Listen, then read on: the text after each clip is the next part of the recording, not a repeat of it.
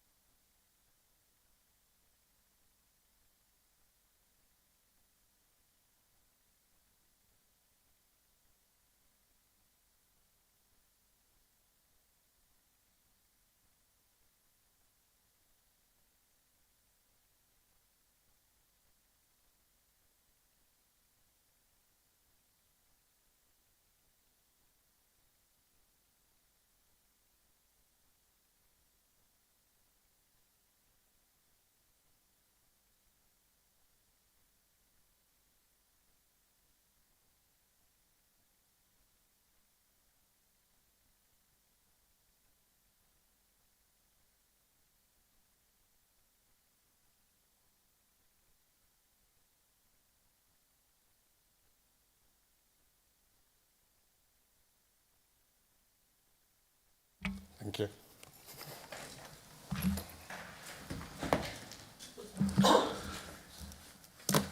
Thank you all for attending today. We do not have nameplates today, so we will all be testing everyone's memory of what we're about to do. So I think the councillors will introduce themselves first, and I'll hand over to Matt McGuinness, who I believe will introduce everyone. So I am Councillor Josh Robinson, Chair of this committee. I'm Councillor Matthew Jones, I'm Vice Chair. Councillor Matthew Jenkins, substitute for Hannah Robson today. Councillor Louis Stephen. Councillor Emma Kersey, representing Broadway Division. Councillor Linda Robinson, Upton Snodsbury Division. Councillor Anthony Upton, County Councillor Anthony Upton, representing St Barnabas in the Wyre Forest. Councillor Bill Hopkins, St Chad's, Wyre Forest.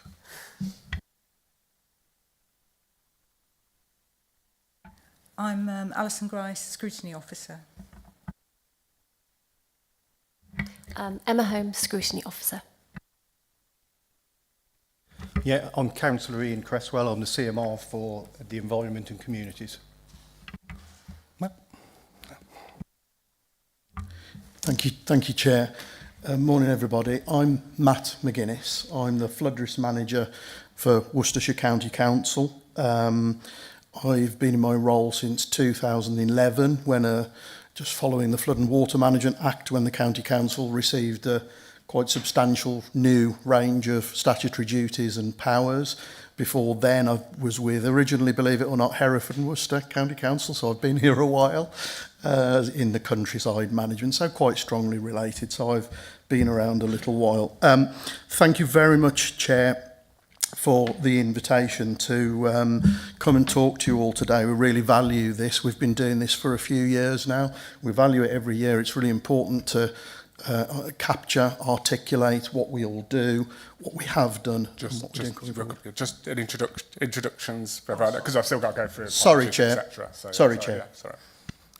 So, yeah, do you want to... Yes, absolutely. There we go. Thank you. Apologies for that. So, very pleased to be joined by partners from a range of organisations. So, perhaps start with Tim from Severn Trent. Very good morning, everyone. Tim Smith, Severn Trent. I'm Severn Trent's Flood Partnership Manager. Hello all, Laia Canadei. I'm from the EA, Senior Advisor at Flood Risk Management.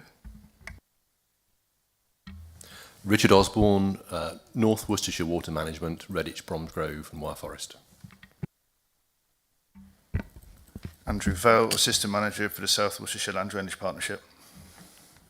Good morning, I'm Martin Cross. I'm Head of Engineering and Parking Services at Wychavon District Council and the Operation Manager for the South Worcestershire Land Drainage Partnership. Just not leave my two younger colleagues out at the back there. That's Fran and Liam. They'll happily introduce themselves, but they're here in an observational capacity and they are the future.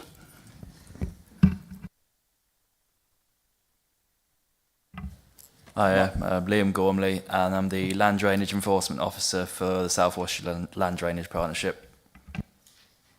Hi, I'm Francesca Davis, and I'm an Engineering Assistant for Flood Risk. Rachel Hill, I'm the Acting Strategic Director for the Economy and Infrastructure Directorate at Worcestershire County Council. Hi, I'm Sarah MacDonald. I'm Senior Finance Business Partner for Economy, Infrastructure and Corporate Services. Hi, I'm Louisa Mann from Performance Services. Dave Corbett, also from Performance Services at the County Council. Hi, I'm Elliot Pritchard. I'm the Head of Highways Operations of the County Council. Thank you all, and I'm awful with names, so I can only apologise when I get everyone's name wrong after that. So sorry for that. So if we could just move on to apologies and name substitutes. We have apologies from Councillor Hannah Robson, and Councillor Matt Jenkins is acting as substitute. We also have apologies from Cabinet Member Carl Perks. Thank you. And any declaration of interest or party whip? As will now become a custom at this committee, on the work programme, we have an item for National Highways. As an employee of National Highways, I will leave the room when we are discussing that, and my Vice Chair will take over. Thank you. Any public participation? No, Chair. Thank you.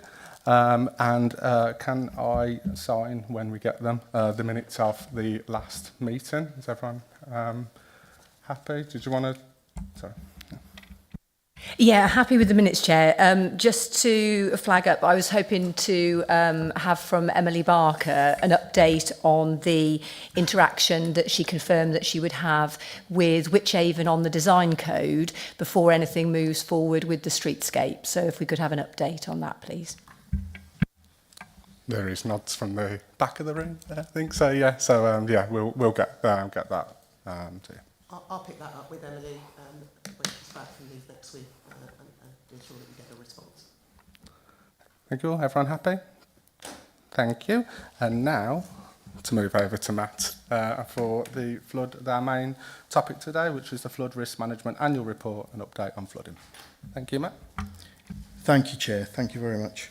As I say, thanks ever so much for the invitation. It's good to be here with you, and I'm very grateful to partners for being here, and that's absolutely critical to the role that we do. I appreciate it can seem like a bit of a minefield. There are a number of organisations who have a role, statutory duties, responsibilities, other actions in delivering, managing flood risk.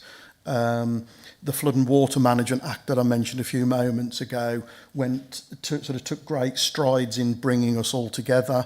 I hope that the report that you've all received and the session today will reinforce to you that we all know each other very well, and that's because we work very closely with each other. So we are separate organisations with our own priorities, but we try to make the whole thing as seamless as we possibly can.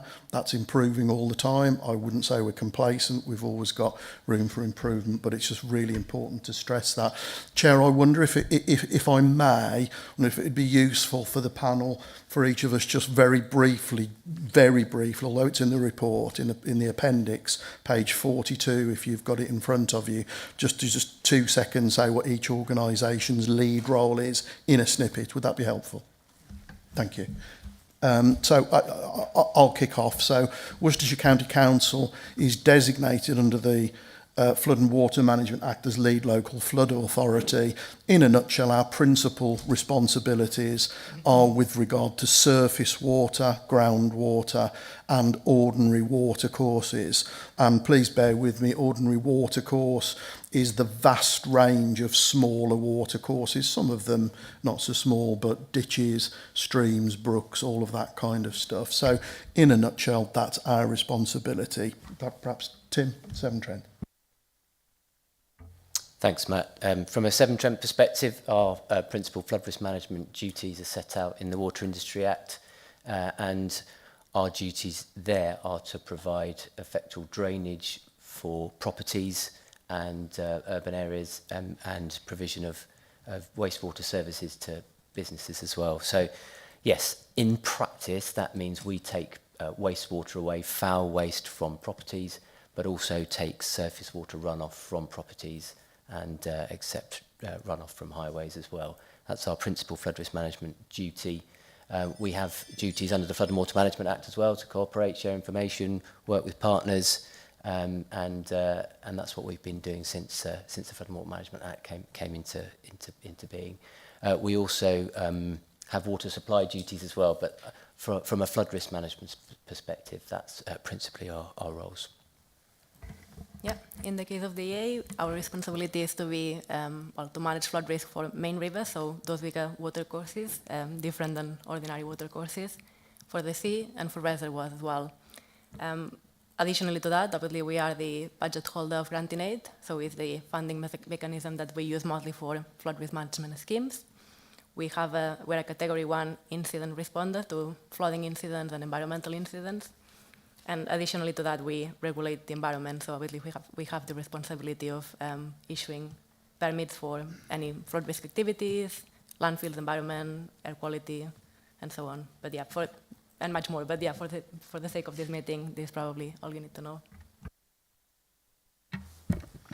Yeah, North Worcestershire Water Management, so we're a shared service, Redditch, Bromsgrove and Wyre Forest District Councils.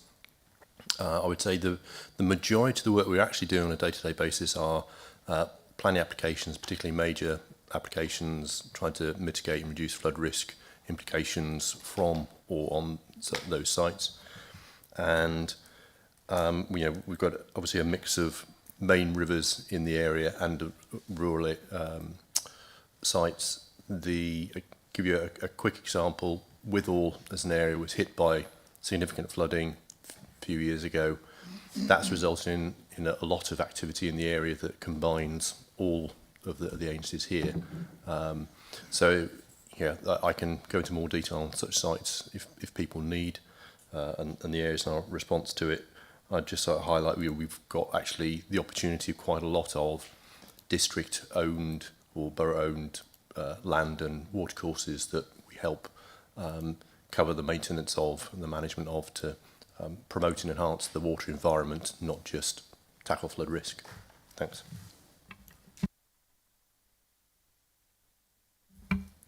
We've been dealing with flooding early 90s, 93, under the Permissive Powers of Land Drainage Act. So in the wake of creation of the Lead Local Flood Authority, powers are delegated back to us through the SLA under the guise of the South Worcestershire Land Drainage Partnership. So similar to Richard's crew in the north, we undertake work relating to ordinary watercourses, enforcement, Section 23, consent work, obstructions, that type of thing. And a large part of it is also the planning comments led by Andrew and Fran in relation to flood risk management and surface water drainage strategies, etc., on all developments in Wychavon, Malvern and Worcester City. Thanks, everybody. So collectively, we are grouped under the title of Risk Management Authorities. So you'll probably see in here that referred to. There are two other risk management authorities. So I'm now changing my hat slightly and putting my highway drainage hat on. Worcestershire County Council, as you'll be aware, is the highway authority. So we have some roles under the Flood Water Management Act and under the Highway Act. Principally, from a flooding point of view, the highway's statutory role is to deal with flooding from rain that falls on the highway, particularly, which obviously happens. But what the team also does spend a lot of time itself and working very closely with the people you've just heard from with regard to surface water that runs from neighbouring land onto the highway and that can then impact the highway itself and then other other people further sort of downstream off the highway. So Highway Authority. And then the final risk management authority that you'll see referred to in the report, not here today because it's a tiny bit of Worcestershire, but nonetheless, is the Lower Severn Internal Drainage Board. And basically their duties and role is very similar to what you've heard from District Council colleagues right in the south of Worcestershire. So that's the risk management authorities. Chair and panel, if you don't mind, you've had the annual report. If I can do a very quick presentation just to summarise that, and then we'll be collectively very happy to take any questions that you've got.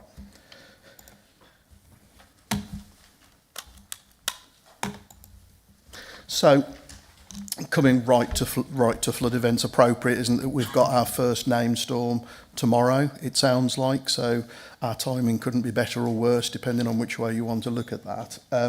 Despite all of our best efforts, what we're dealing with is nature at the end of the day. So the one thing that we have had over the last 5 or 6 years is consecutive record-breaking heavy rainfall, and we talk to many folk, particularly folk who are at the horrible sharp end of flooding, about what is the smoking gun that has led to the flooding. And there are lots of factors, I have to say, but the absolute dominant one is simple, and it's rainfall and its rainfall amounts. What we've experienced over the last 5 years is generally warmer winters with generally wetter, more rainfall across the board. Summers have been generally a bit warmer, but what that brings with it is the air being able to hold more moisture, and then when we do get rain, it's more significant and torrential. So the surface water flooding that Richard talked about at Withall was just remarkably heavy rainfall, all in one go, that the systems just couldn't cope with. So in the report, we talk about the flood events that we experienced before Christmas, which was, as you can see, very intense, one after another.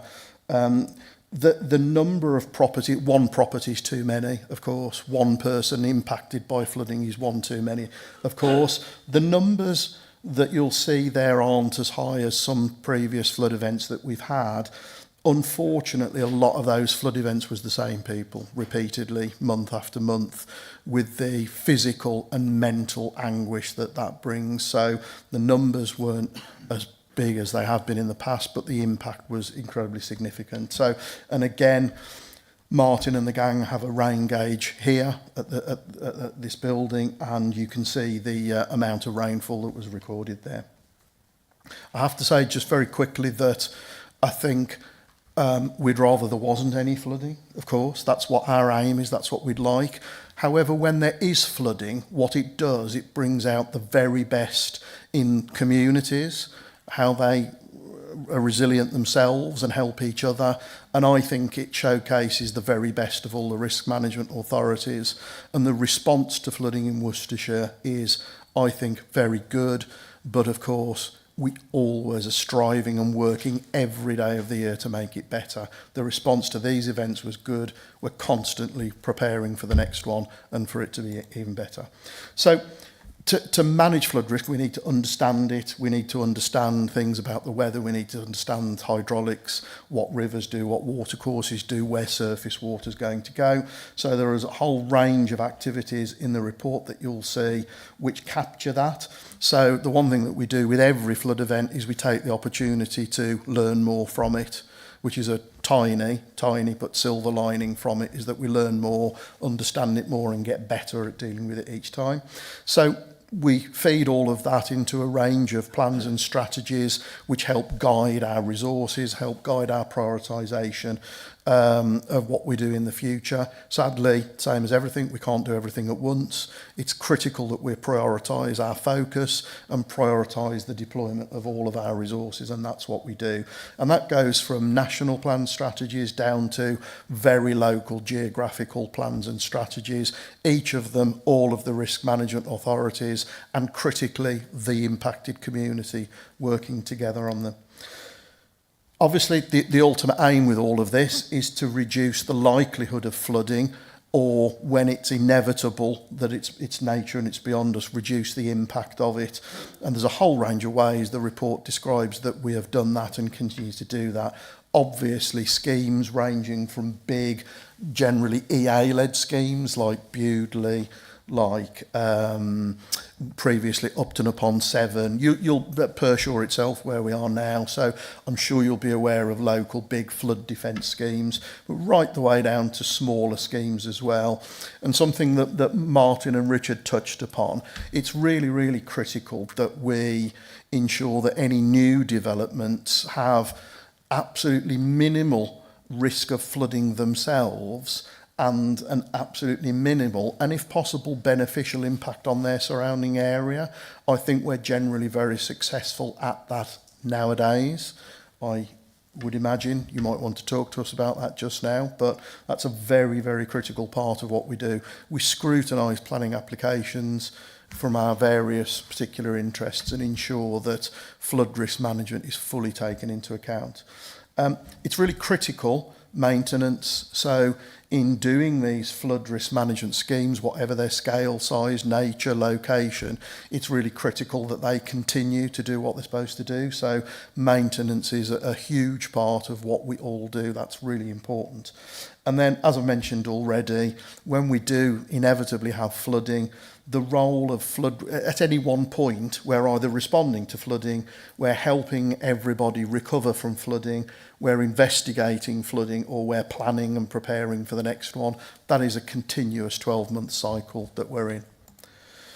Governance and partnerships, as you can imagine, as I mentioned, and as you've seen demonstrably, there's a range of us here. It's really critical that we're coordinated, and it's important that we've got structures in place with which to do that. So we've got documents, but we've also got governance, coordination, and just pure networking structures to make sure we learn from each other, to ensure that we don't duplicate, to ensure that we don't leave gaps. And there are, again, I won't go into them there in the report, there's a range of sort of fora and group with which we do that. Communications, engagement, absolutely critical. I've mentioned a few times now, this is really all about people. At the heart of it all, we work with nature, we do hard engineering, we do lots of paper exercises, but it's all to minimise the impact on people, and it's done by people. So the work that we do, engaging with communities, increasing their resilience, enabling a two-way conversation about what their needs are and what we can do for them is really vital, core part of what we do. So we have things like local flood action, community flood action groups, we support them. We have meetings amongst ourselves and with those local flood action groups. Various of us have different other ways in which we engage with and support the community. So Severn Trent's Community Fund is an excellent recent example of that, supporting local communities to make local improvements and increase their resilience. And Worcestershire Prepared Emergency Planning is really just getting off now, which is helping all communities prepare for a whole range of potential emergency situations, including flooding. So all of this needs to be captured and carefully articulated and prioritised. So we have a range of policies and strategies. Again, in the report, I won't go through them, but they are critical in governing and guiding and articulating what we do. So the report contains a list of what we said last year that we would do. In a nutshell, I won't go through the detail of these. These are just some examples. Please, continue, have a look at those. Ask us about those by all means. I think on the whole, we've done what we said we'd do. Notwithstanding, you'll appreciate that we have programmes and plans for what we're going to do, but when we have a flood event, that drives a coach and horses through that. So you can imagine that our autumn period would have had programmes and plans that, in a nutshell, need to be just put on hold for the period while we're dealing with the flood emergency. So there is some degree of latitude, but I think even despite that, we've pretty much done everything we said that we'd do last year. I'm very proud of that. We all are. There's a big range of things that we've got coming up. We need to continue. We need to finish the schemes that we've got. We need to develop more schemes, bring them forward. We need to continue working with the community. We need to review and refresh our overarching Worcestershire strategy, which captures and articulates what we do, and we're midway through that. It's really important that we continue working with and supporting the communities. And then we've got some quite significant partnerships. The River Severn partnership you may have heard of. We are all engaged with that whole partnership in the whole River Severn catchment. It's a huge partnership. It's had big successes in engaging with government, in securing funding, in bringing a even bigger picture of coordination. So that will continue. So to sum it all up, Chair, if I may, I think we've done an awful lot over the last year.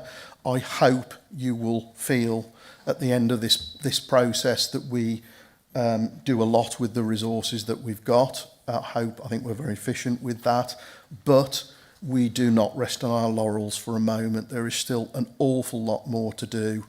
We're prepared and gearing up to do that, and welcome any questions about the annual report or any other aspects. Thank you, Chair. Thank you for that, and thank you for the partners for attending today. It's really appreciated. I just wondered if the Cabinet member had anything you wanted to add to that at all first. Thank you very much for that, Matt. That was very comprehensive. I was just thinking to myself in slide number 2, you was talking about Pershore, and you said it recorded the most rain it had at 1,128 millimetres.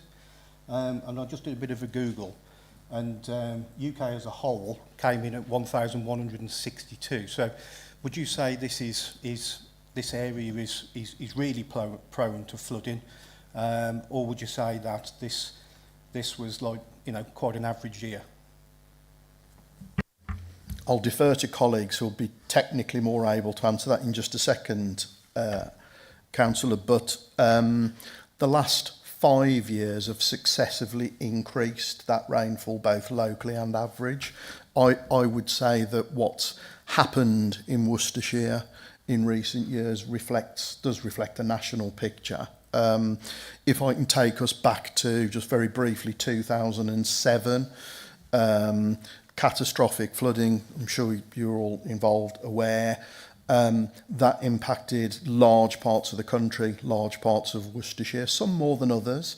And that's the thing with rainfall, of course, it can be extremely local at times. So, Richard referred to the flooding in Withall, 10 miles, 5 miles, a couple of miles down the road, virtually nothing. So the average rainfall across the year has been increasing. That's a national picture. It's true of Worcestershire. And the frequency with which we get those very localised downpours has increased. The future, we don't know, of course, we'll see. But the last 5 years, it all has been an increase. Is there anything, colleagues, Martin, obviously it's your...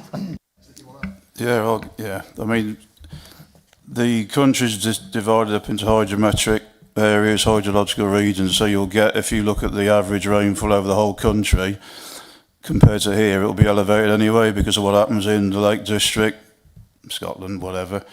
Our average for this area, depending on the source that you look at, can be anything between 660 to 720 mil. That's standard annual average rainfall, that type of thing. So 1,125 mil is off the scale in comparison to that. But in 2023, we recorded, that was over 1,000, wasn't it? So we've had a few years where it's been high. I mean, 1,125 mil is a record for us. And even on our weather station prior to that, the average is about 720 mil. So it compares well with the sort of area information. But in a nutshell, 1,100 mil for this area is historically high, but it might well become the norm going forward. Sorry, pal. Just in addition to that, last year we actually recorded our worst 6 months of winter. So we start recording October, November, December, January, February, March. And last year we recorded 728 mil just for that 6-month period. So that gives you an indication of what we're now experiencing during these wetter, warmer winters. Chair, if I could add just a reflection that 2007, we all know that was a big event. That was approximately, well, they estimate about 70 millimetres of rain in 4 hours was typically what was hitting Worcestershire and what caused absolute carnage. The Withall event, localised, but that had 140 mil in 2 hours. So it was twice the intensity of the 2007 event in half the time.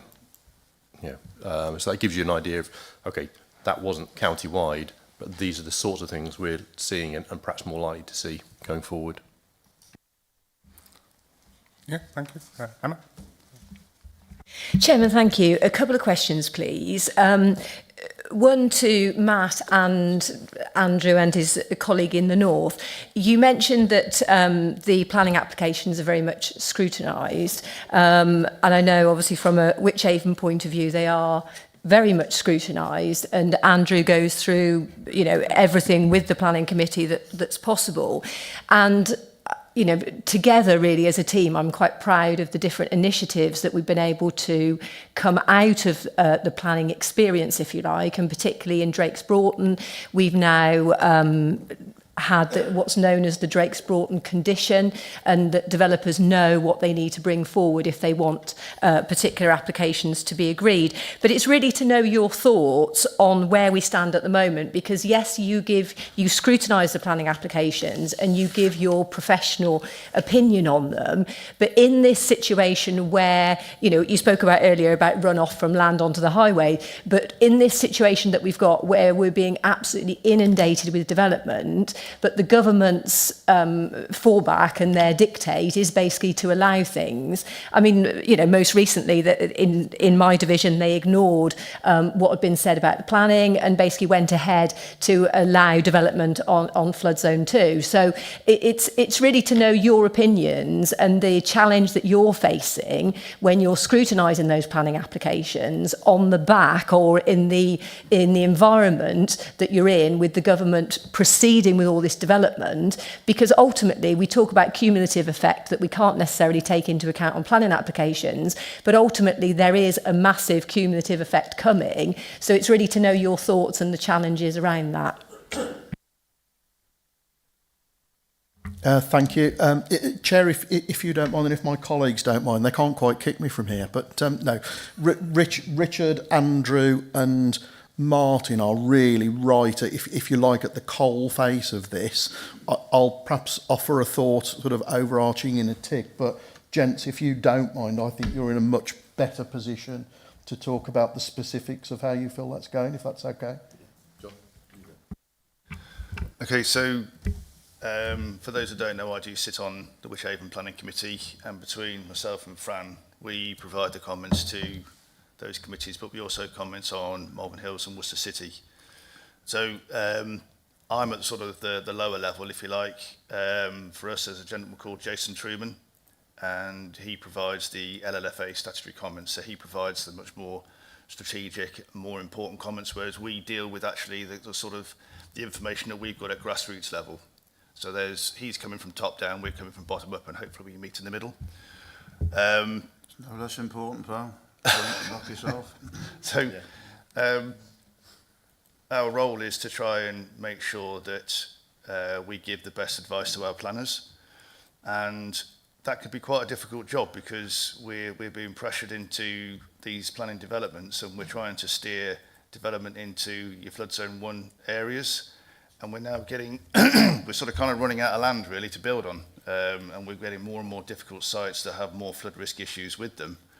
But the concern is that a lot of our policies that we work to are not necessarily being improved to replicate the data that's suggested with the rainfall that we should be dealing with. So we're actually dealing with quite old figures, and all we're getting is this sort of incremental addition to rainfall for the 100-year lifetime of a development. You've got an aggressive housing policy now where we just doubled our housing needs for the area.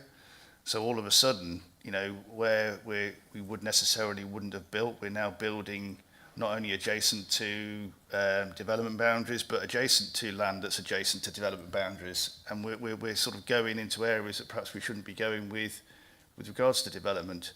But our hands are tied. We've got this very strict policy guidelines that we're dealing with. And Councillor Kersey will know we've had a few arguments over the years when it comes to flood risk and developments, but our hands are tied, and the concern really is for LPAs that we're almost being forced into a situation to approve applications fearful for what an inspector might say otherwise. And that's a difficult position for us to be in, but we've tried to maintain our consistency over the years. We've got good local data, we've got good local knowledge.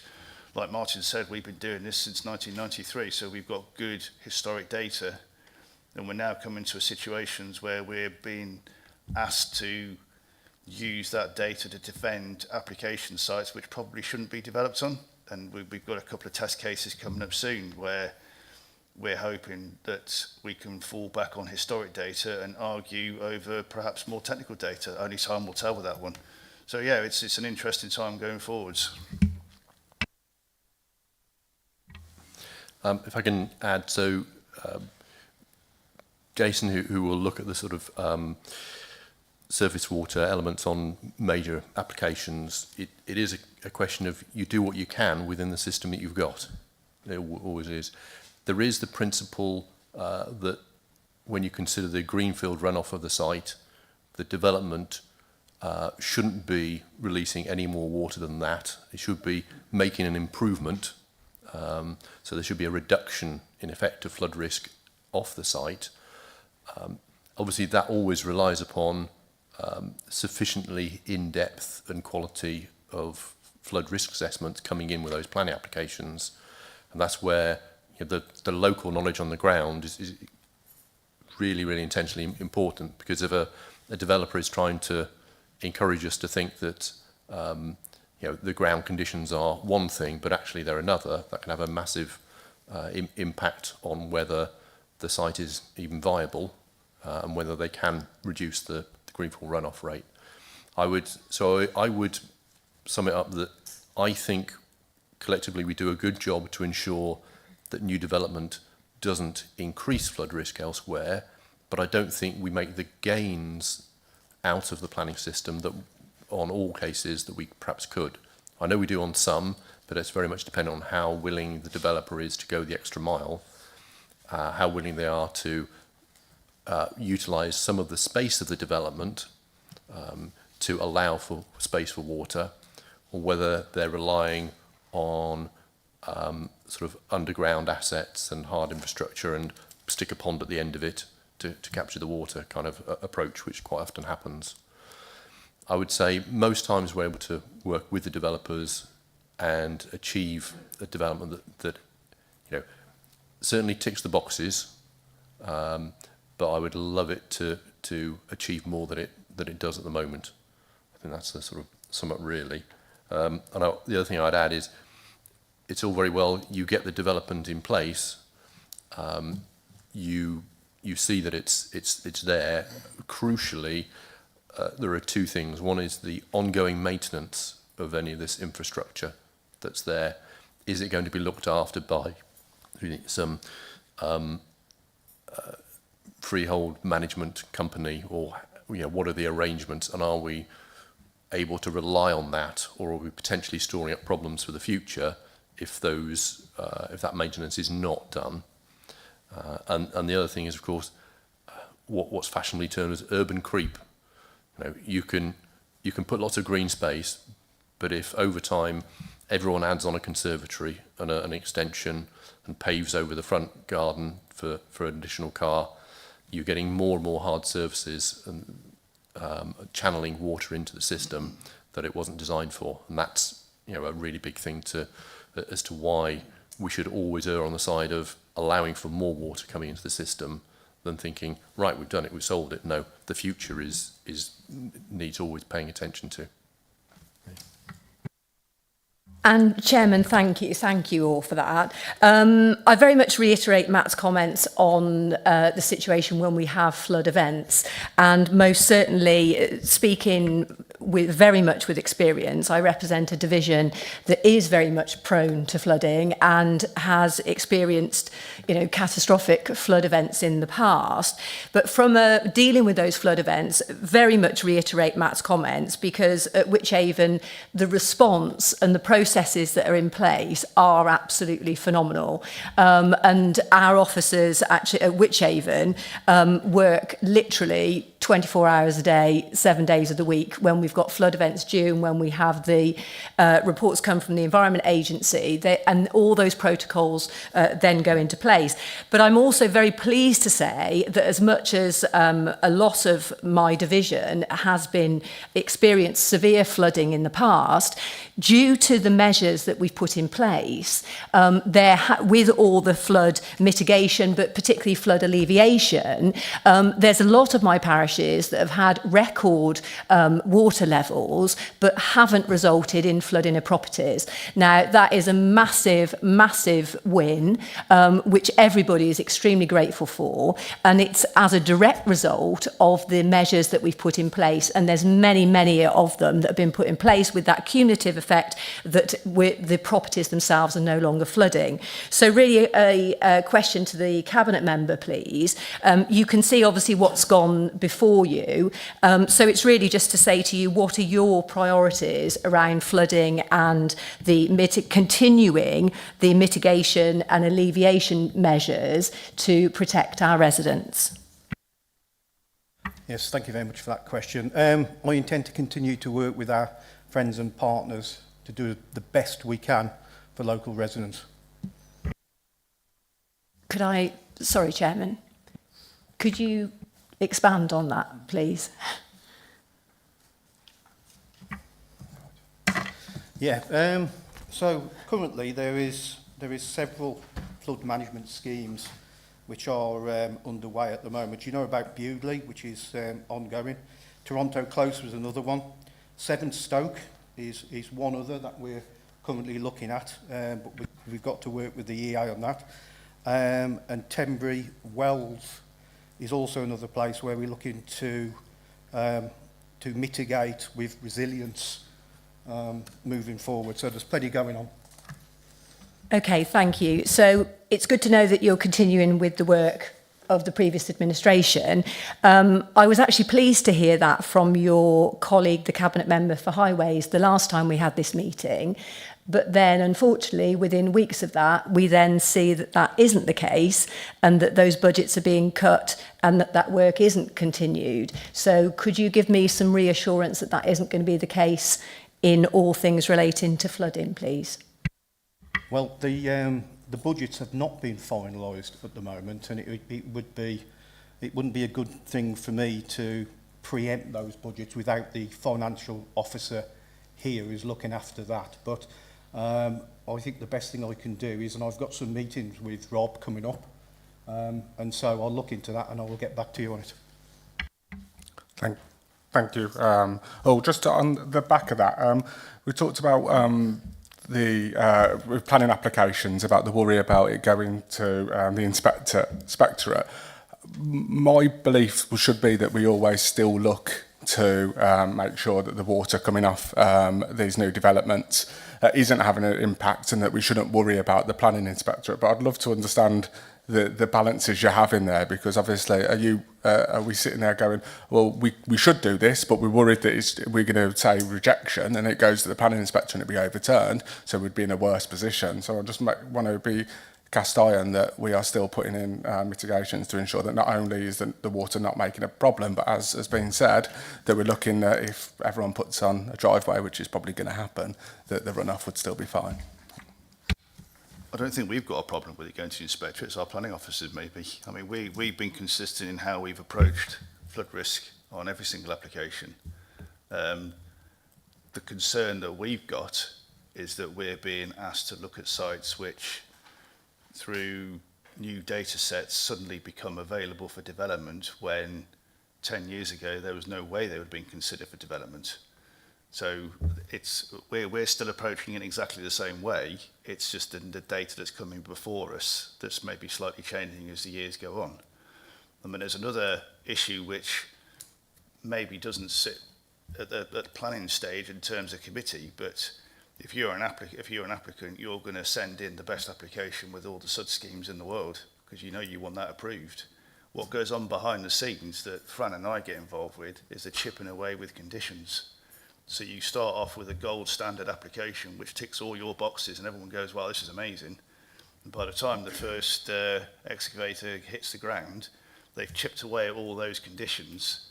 And you've not got this gold standard application, you've got something which doesn't really accord with policies, but because of the way that the planning system works, you've no choice but really to approve those changes in conditions. So you're hamstrung by national planning policy to get these houses built. But our stance hasn't changed in all the years we've been doing this. We don't want to see, you know, we've been to places in Councillor Curtis's area, Charles Wickham, for example. We've carried out schemes over the years. We've seen our own residents flood, and we don't want to see new development exacerbate that. So we will do everything in our power that we've got, but our power only goes so far. It's down to the planning system as to what happens thereafter. Thank you. Did you want to add anything? Sorry. Just ever so briefly, Chair, if I may. Yeah, as you gather from Andrew, we don't preempt what the inspector might or might not say. If I can use a sporting analogy, we just play it with a straight bat. You know, we use everything we can. You know, the gang work extremely hard. They scrutinise. They use the policies. They use the data that we've got at their disposal. Absolutely. So I think everything that can be done by, you know, colleagues here and by us is being done.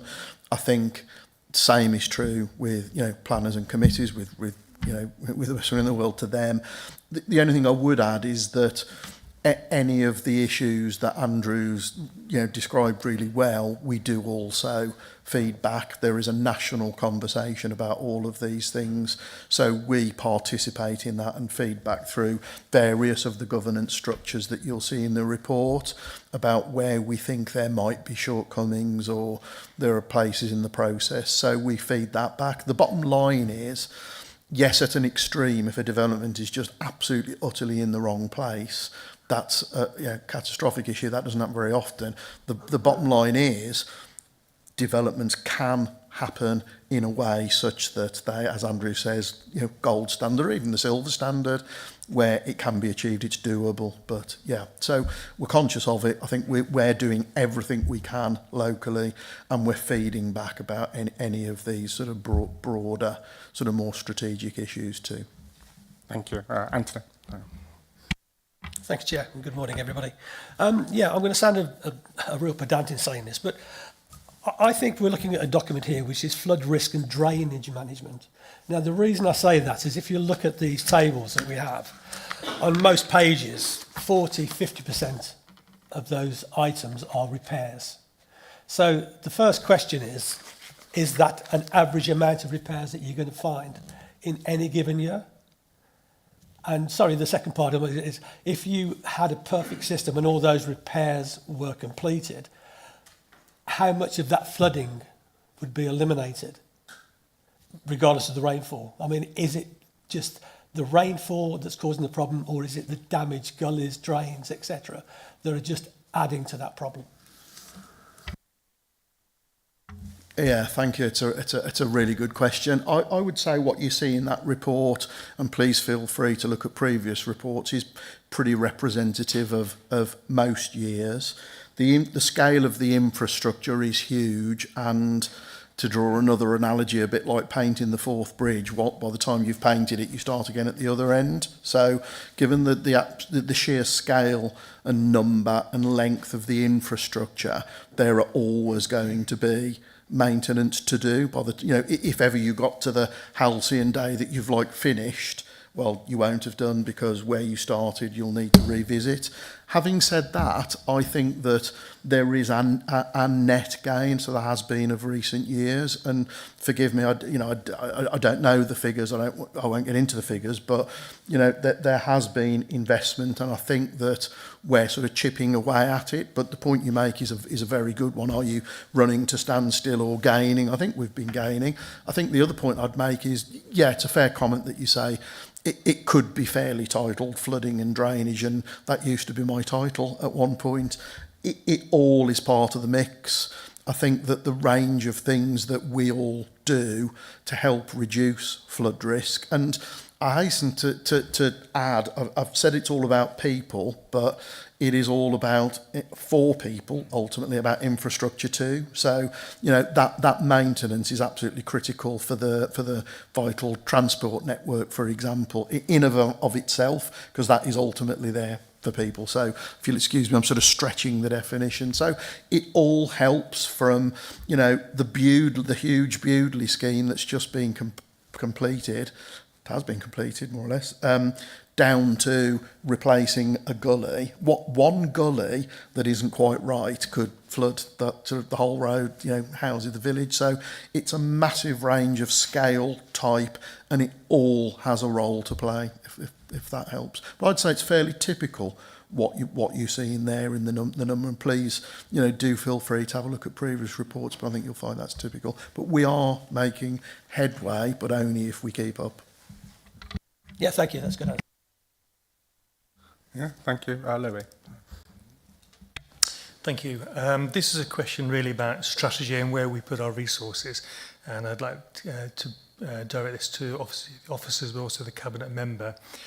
And this really is a question about how much money and time and resource we put into prevention work rather than necessarily just the repairs, the communication and so on. Because if you look at the report, there's probably 50-page report, and there's probably about half of one page which is devoted to natural water prevention schemes.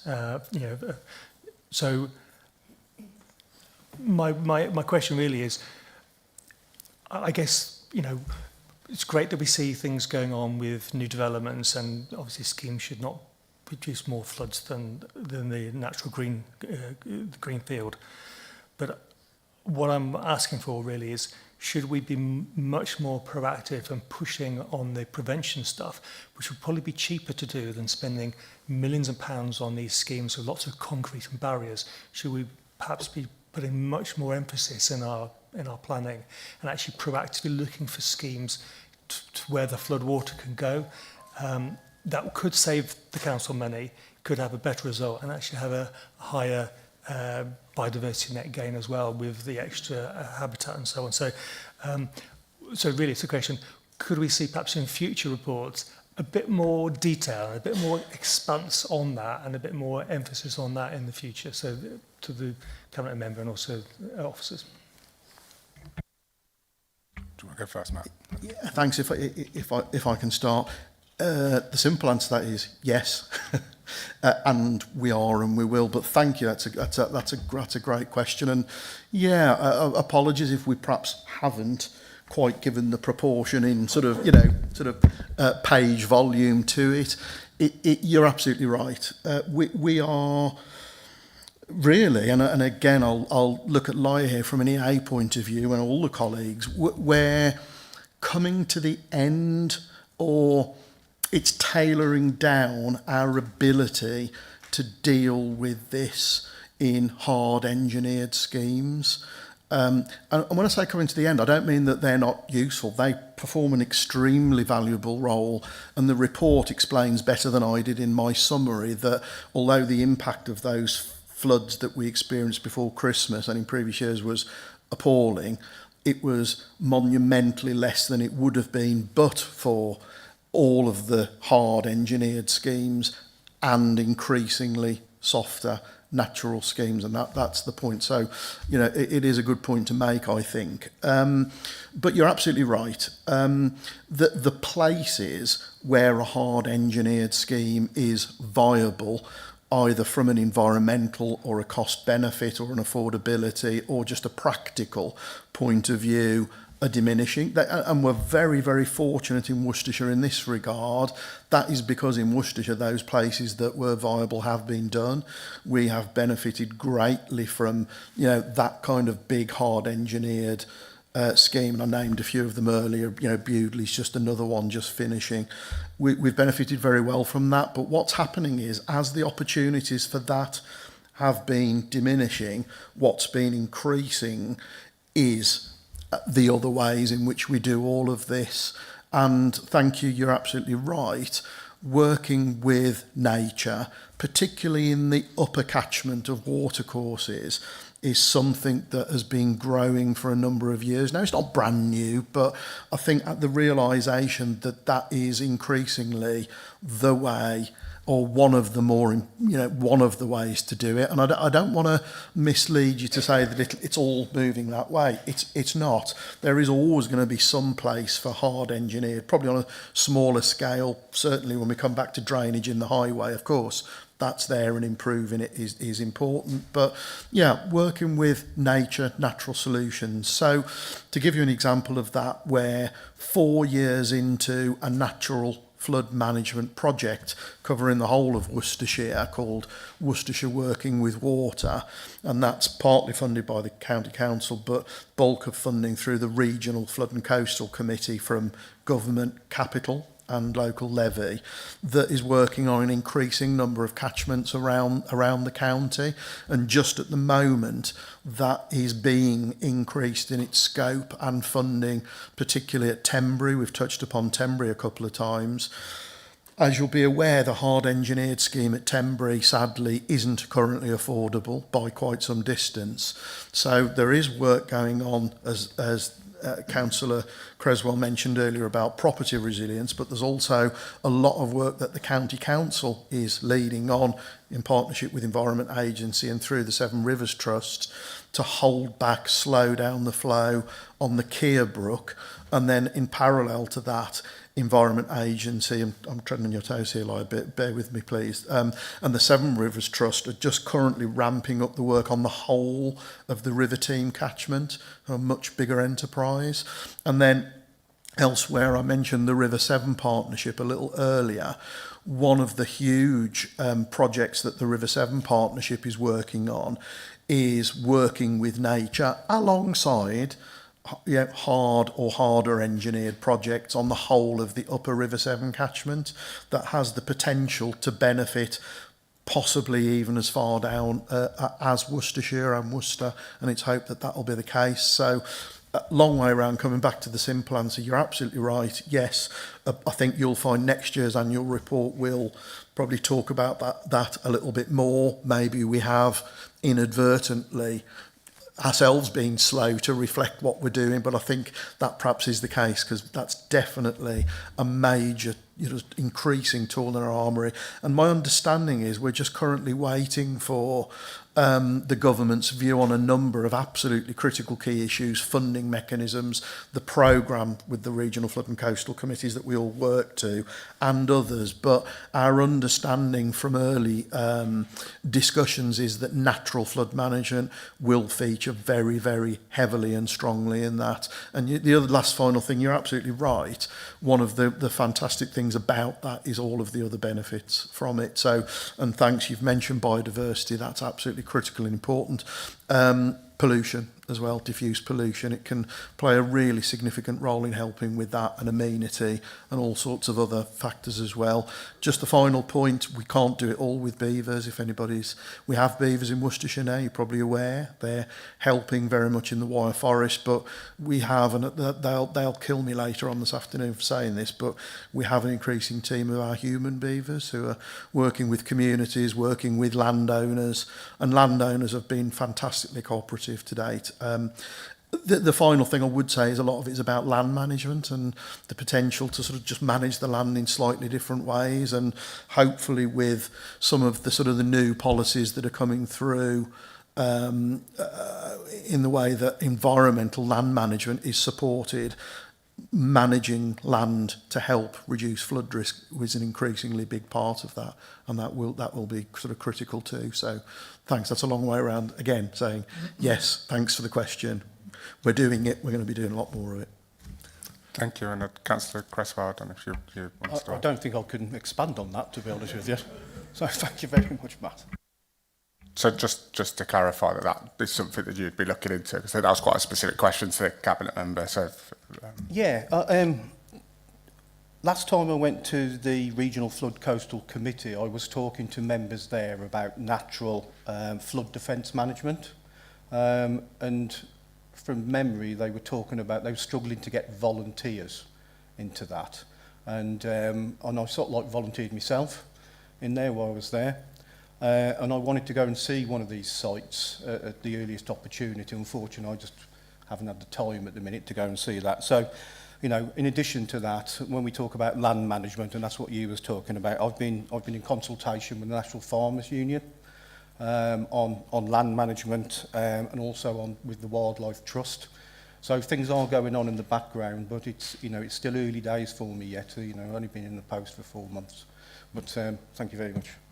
Just to add, sorry, that I think obviously working with volunteers is really important. Something I've done up in Licky End in pulling out the Himalayan balsam to help with the flooding with local residents. But volunteers can't do everything, and sometimes when they look at stuff and they're doing and don't feel like the council are helping them, they then don't want to do it as much anymore. So I just want to push again, sorry, that you believe that the political will behind yourself would be that we would be supporting these sort of schemes. Otherwise, we can't just be down to volunteers. I mean, if you think about it, we all want a sort of like a greener, fairer future, don't we? Where we aren't going to have any flooding. You've got to be practical about this. You know, only practical engineering solutions are going to work here, and we've got to work towards that. And I'm committed to work towards that. You know, with friends and colleagues and the rest of the cabinet. We'll do the best we can. But we've got to remember as well, and this is worth just putting on the table, the council budget at the moment is not particularly healthy. So we've got to work within those parameters. But you know, I can assure you, I'll do the best I possibly can. Thank you. And did you want to come back on that point? Just on that point, sorry.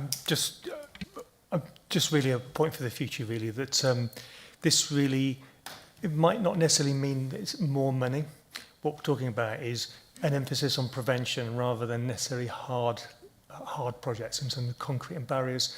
And I think changing the strategy and the emphasis to the natural defences might be a way to, on the longer term, save money over the next sort of 10 years type of thing. Yeah, I totally agree on that. I totally agree. That's the way forwards. Can I butt in here on this, sorry? I'm not stealing your thunder here, Matt, but there's been an awful lot already done on natural flood management. The Usbourne catchment sticks in our mind as being probably the best example in Wychavon.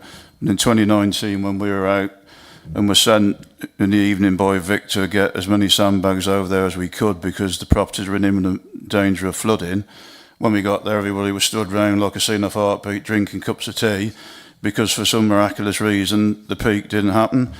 In the end, it was established that the 110 interventions that had been done through natural flood management, right the way up through the catchment into Gloucestershire, had made a massive difference. And that was 2019, and there's been a lot of good work done in the interim. I think it's just that for this report, there's probably not been that volume done in the last 12 months, so previous reports would highlight that, and there have been some very good talks by the Usbourne Catchment Group that Joanne Lee and Wendy Bufton have presented, which show the extent of what's been done, which is a hell of a lot cheaper than hard engineering.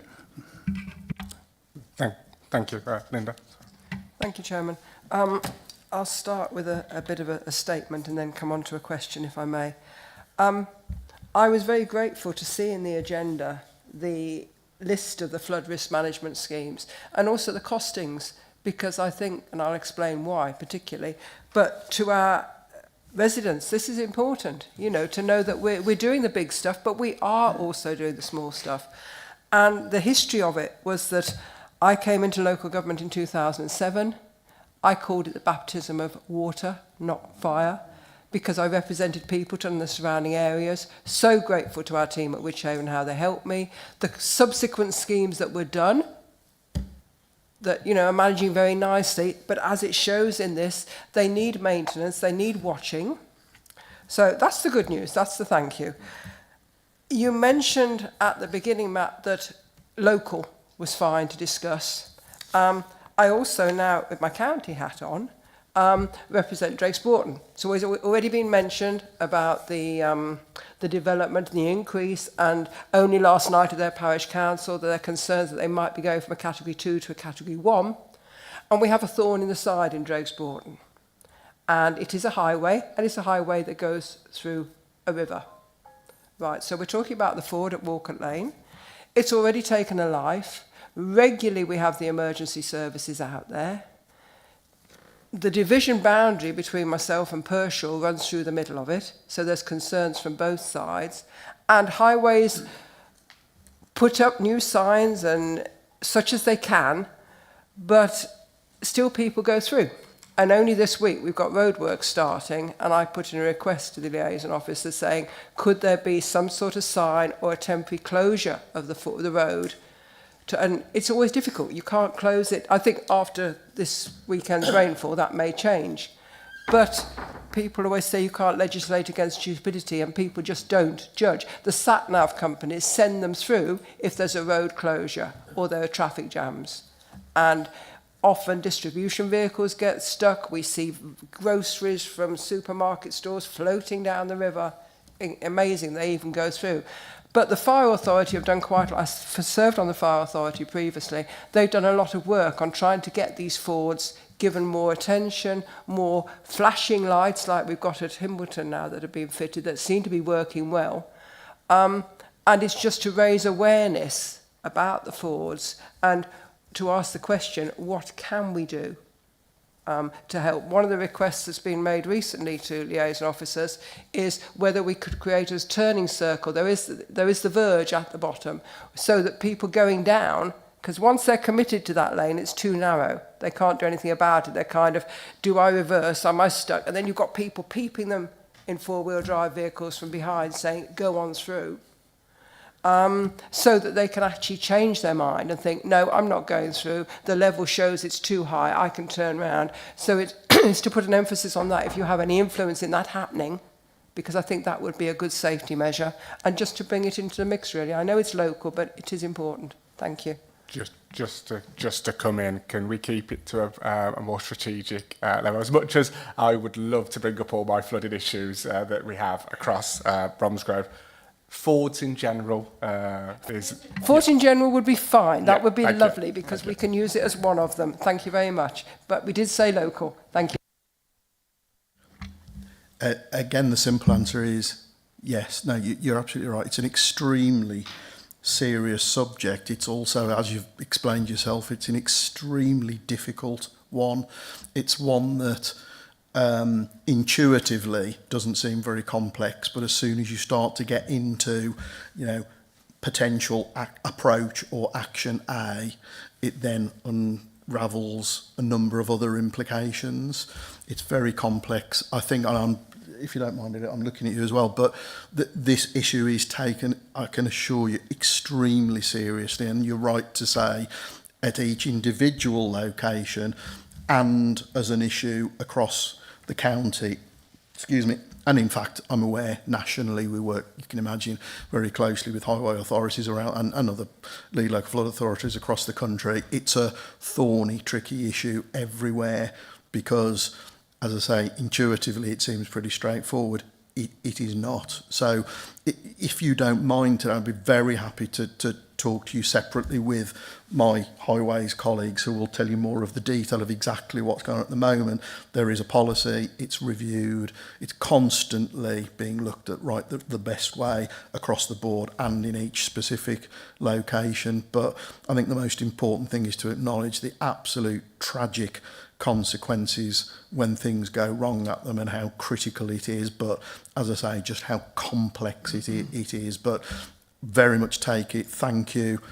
If we can discuss it later offline about the specific location, but yeah, thanks. We take it enormously seriously, and it is constantly being looked at to find the right way.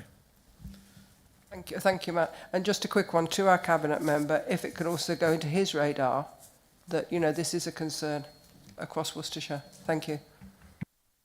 Thank you very much. I could remember talking to Matt on this exact subject at Ford Lane, at Droitwich, so it is on the radar. But no worries. Matt. Thank you, Chair. A couple of questions that are going back to answers from earlier. And first one, I think Andrew, is that right? Right name? No? Yes? Dark blue, good, good. Yeah, because I'm not on planning, so not au fait about how planning works and some of the issues there, but I was kind of interested, maybe concerned about your kind of talking about kind of the documents that kind of you're working from are based on kind of, you know, average increases in rainfall over time that don't seem to be taking into the actual what is happening with climate change and massive increase in likely rainfall. So can you just clarify for me kind of what exactly is that and what can we do maybe to put pressure on kind of maybe changing those documents or what you're looking at? Thank you. So we've got, I mean, the rainfall figures. I mean, most schemes for surface water drainage, we work to the 1 in 100 year rainfall event. That's a fixed figure which has been obviously calculated through very clever people over the course of time. And what tends to happen is every now and then we get this incremental update. But the concern would possibly be that is that incremental update actually fit for purpose for the next 100 years that we're talking about? And that's obviously where we have interesting conversations at Planning Committee when it comes to, is this actual method of storage or attenuation, it might be okay now based on what these figures are telling us, but the true projection might be somewhat different. And you can work with a developer and try and get betterment. So for example, some ponds will have the critical design depths and then they'll put a freeboard on top of that. But the more that we go on, this freeboard that they're providing, which they don't have to provide because the policy says you must cater for X, Y, and Z, a developer might turn around and say, well, okay, we'll give you a little bit more.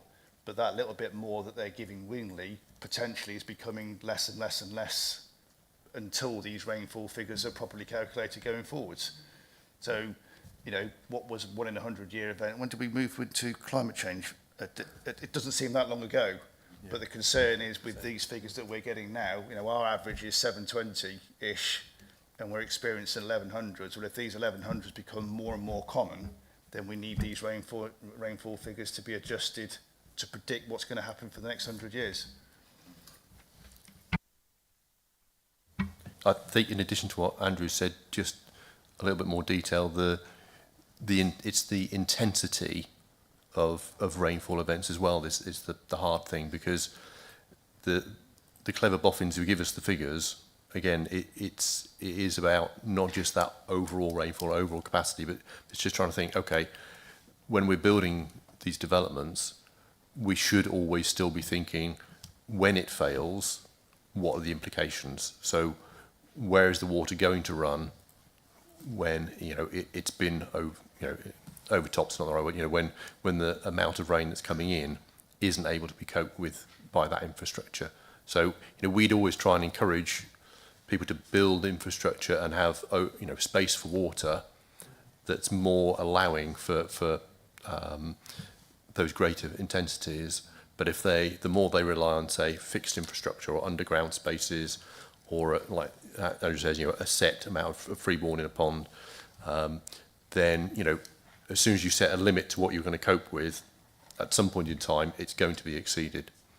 So we also do look at, okay, where does water naturally flow on this development? And if you're going to build a house right at the bottom, right in the line of where the overland flow is going to be, that's not a good idea. So there's a lot we try and take into account, but we can't force everything. I also add as well, I think one of the biggest problems, even if you have a well-designed system, a lot of the problems that we encounter now, it goes into either a development management company or the poor old householder gets lumbered with it. So even if it's working well up front, been designed well, whatever, we get a lot of inquiries from people that have really got no idea how to maintain these sites. They may well have started off having a management arrangement in place, but then the management company goes bust, the developer goes bust, and there's nothing that covers that. That's the vulnerable area. So you find there are a lot of people, and it's not just the surface water systems, it's foul systems as well. So there are developers that will produce a lovely plan showing how nice it looks. But there's a lot more infrastructure now that's not being adopted on sites, open spaces. It's being left to management companies or householders, and they're getting monthly fees that are increasing without notice, and they've got nowhere to turn to. So that's one of the biggest issues we face, isn't it? Yeah, well, thank you for those answers. I think it kind of feels quite worrying, really, because I think and you also mentioned earlier about, developers often, after they've got these great schemes that they say, oh, we're going to do this, that and the other, and then they end up not doing half of them. So if you combine the fact that we're probably not looking at the right kind of figures, because I assume every time they get updated, it probably goes up in terms of intensity and amount of rainfall. So we can assume the rainfall is going to be getting worse.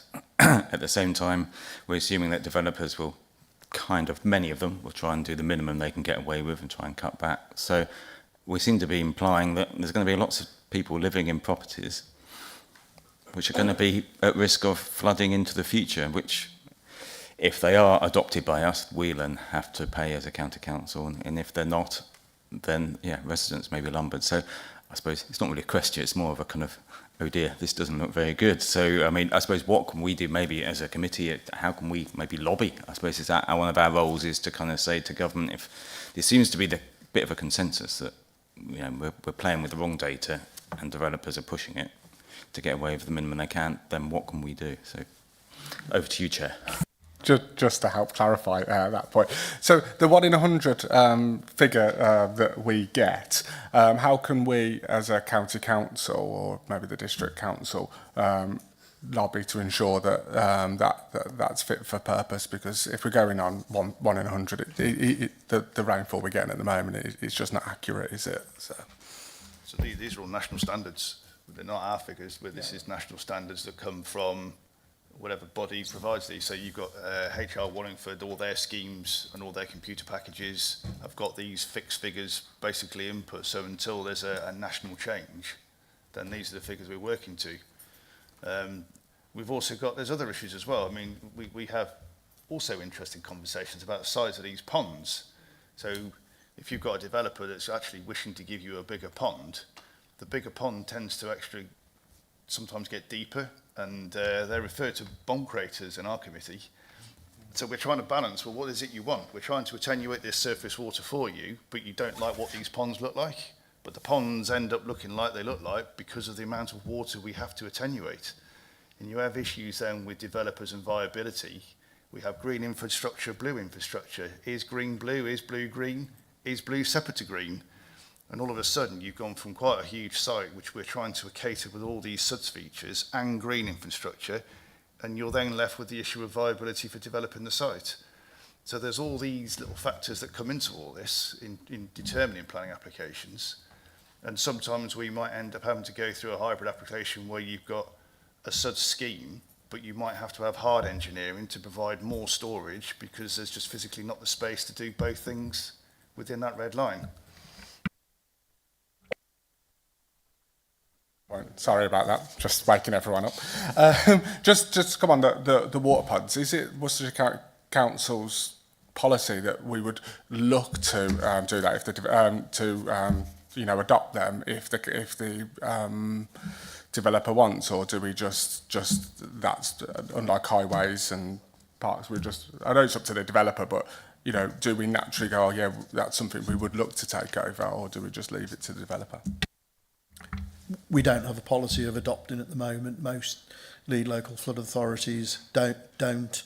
In Wales, a part of the Flood and Water Management Act that is about a SUDS, Sustainable Urban Drainage Systems. Sorry for those that list in the back of the report. Sorry, we're full of it, so apologies if we throw these out all the time. A SUDS approval body was built into the Flood and Water Management Act. In England, that hasn't been enacted. In Wales, it has. So in Wales, there is a statutory duty for local authority, lead local authority, well, unitaries in Wales, I think, to adopt these features on developments. In England, that hasn't been enacted. I think as an industry, we're all waiting to see if it's going to be, but the feedback we've all had lately is that there's certainly nothing imminent, but you never know. Until then, though, no, we don't have a policy of adopting, not least of which because there's no clear and obvious way of resourcing it. Basically, it's a fundamental issue in some ways. I'm sure we'd love to. There are some provisions. Tim, I don't know if you want to mention briefly the position 7 Trent are in with regard to it. If that's helpful. Thanks, Chair. Thanks, Matt. So if we're talking about sustainable drainage features on new development sites, it's about 5 years now, water companies have been able to have the legal provision to adopt SUDS features if the developers construct those features to meet required industry standards and then offer them up to the water companies for adoption. So it wasn't possible until 2020. SUDS weren't features that water companies could adopt, but from 2020 it's possible that developers could go down that route. Many don't. We're lower down the pecking order. Developers don't tend to come to us for adoption. In fact, I checked for this meeting, and across the whole Severn Trent region, so that's 28 different lead local flood authorities, nearly 80 districts and boroughs, we've adopted 2 SUDS features, fully adopted, so we've gone through that process. Now, there's other applications in, but largely our business is around adopting foul and surface water sewers on new development sites, not SUDS features. It's not an attractive option, despite it being a legally available route.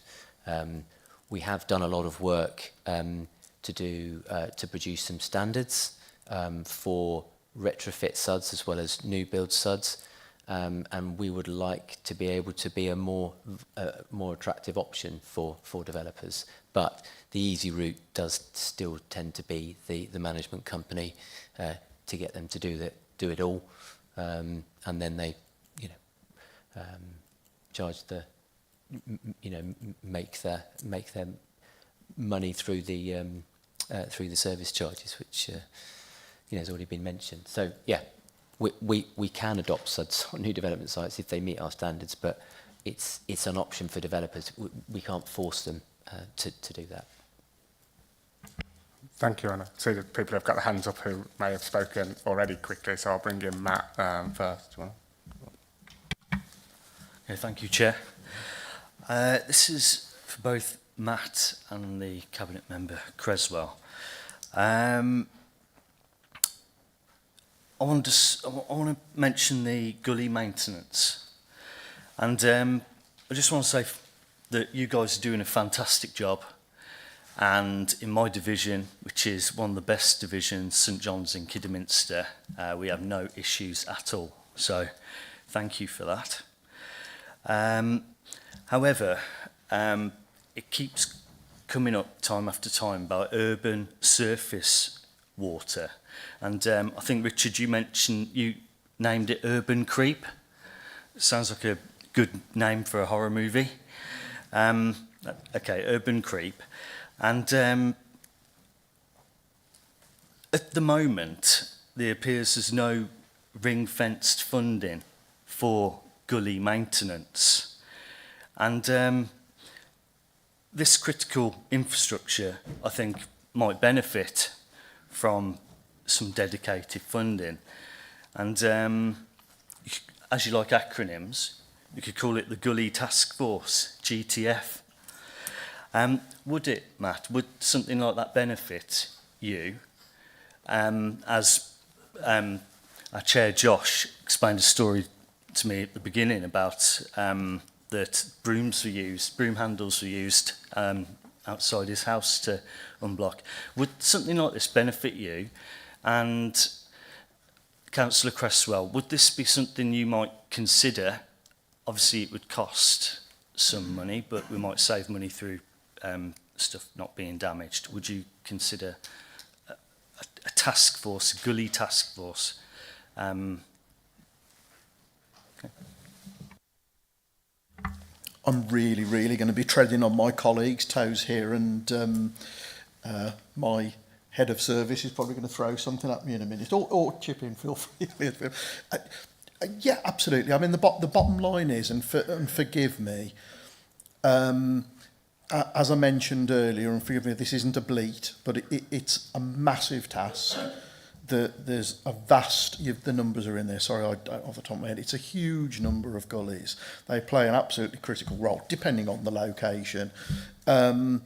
There is a really excellent programme in place, a cyclical process of visiting them, inspecting them, jetting them out, identifying issues with them, repairing them if that shows it needs it. So there is an excellent programme for doing that.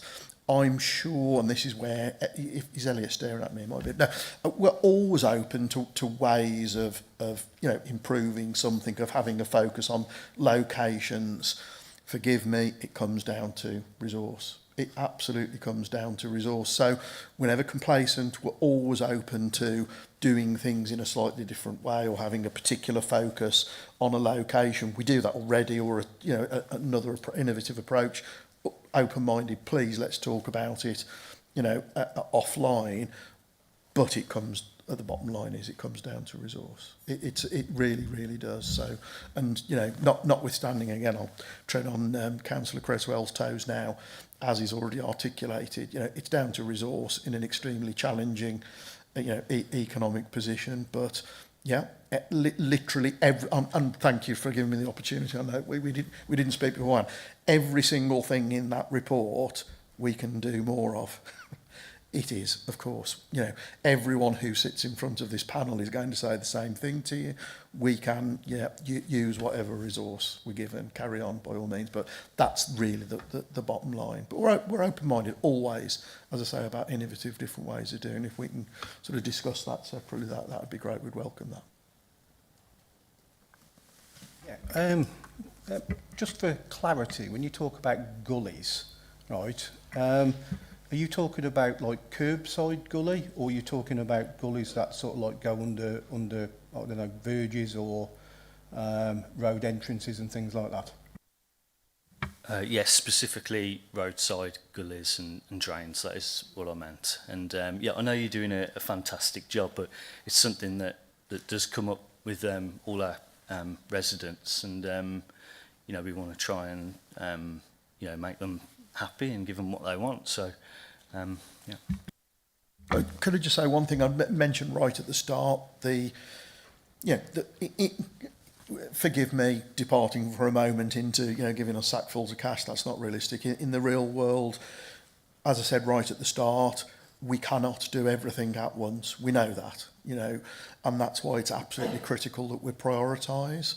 Now we do that, so please let me get the balance right here. We absolutely prioritise. So that cyclical nature, we've got locations that we know.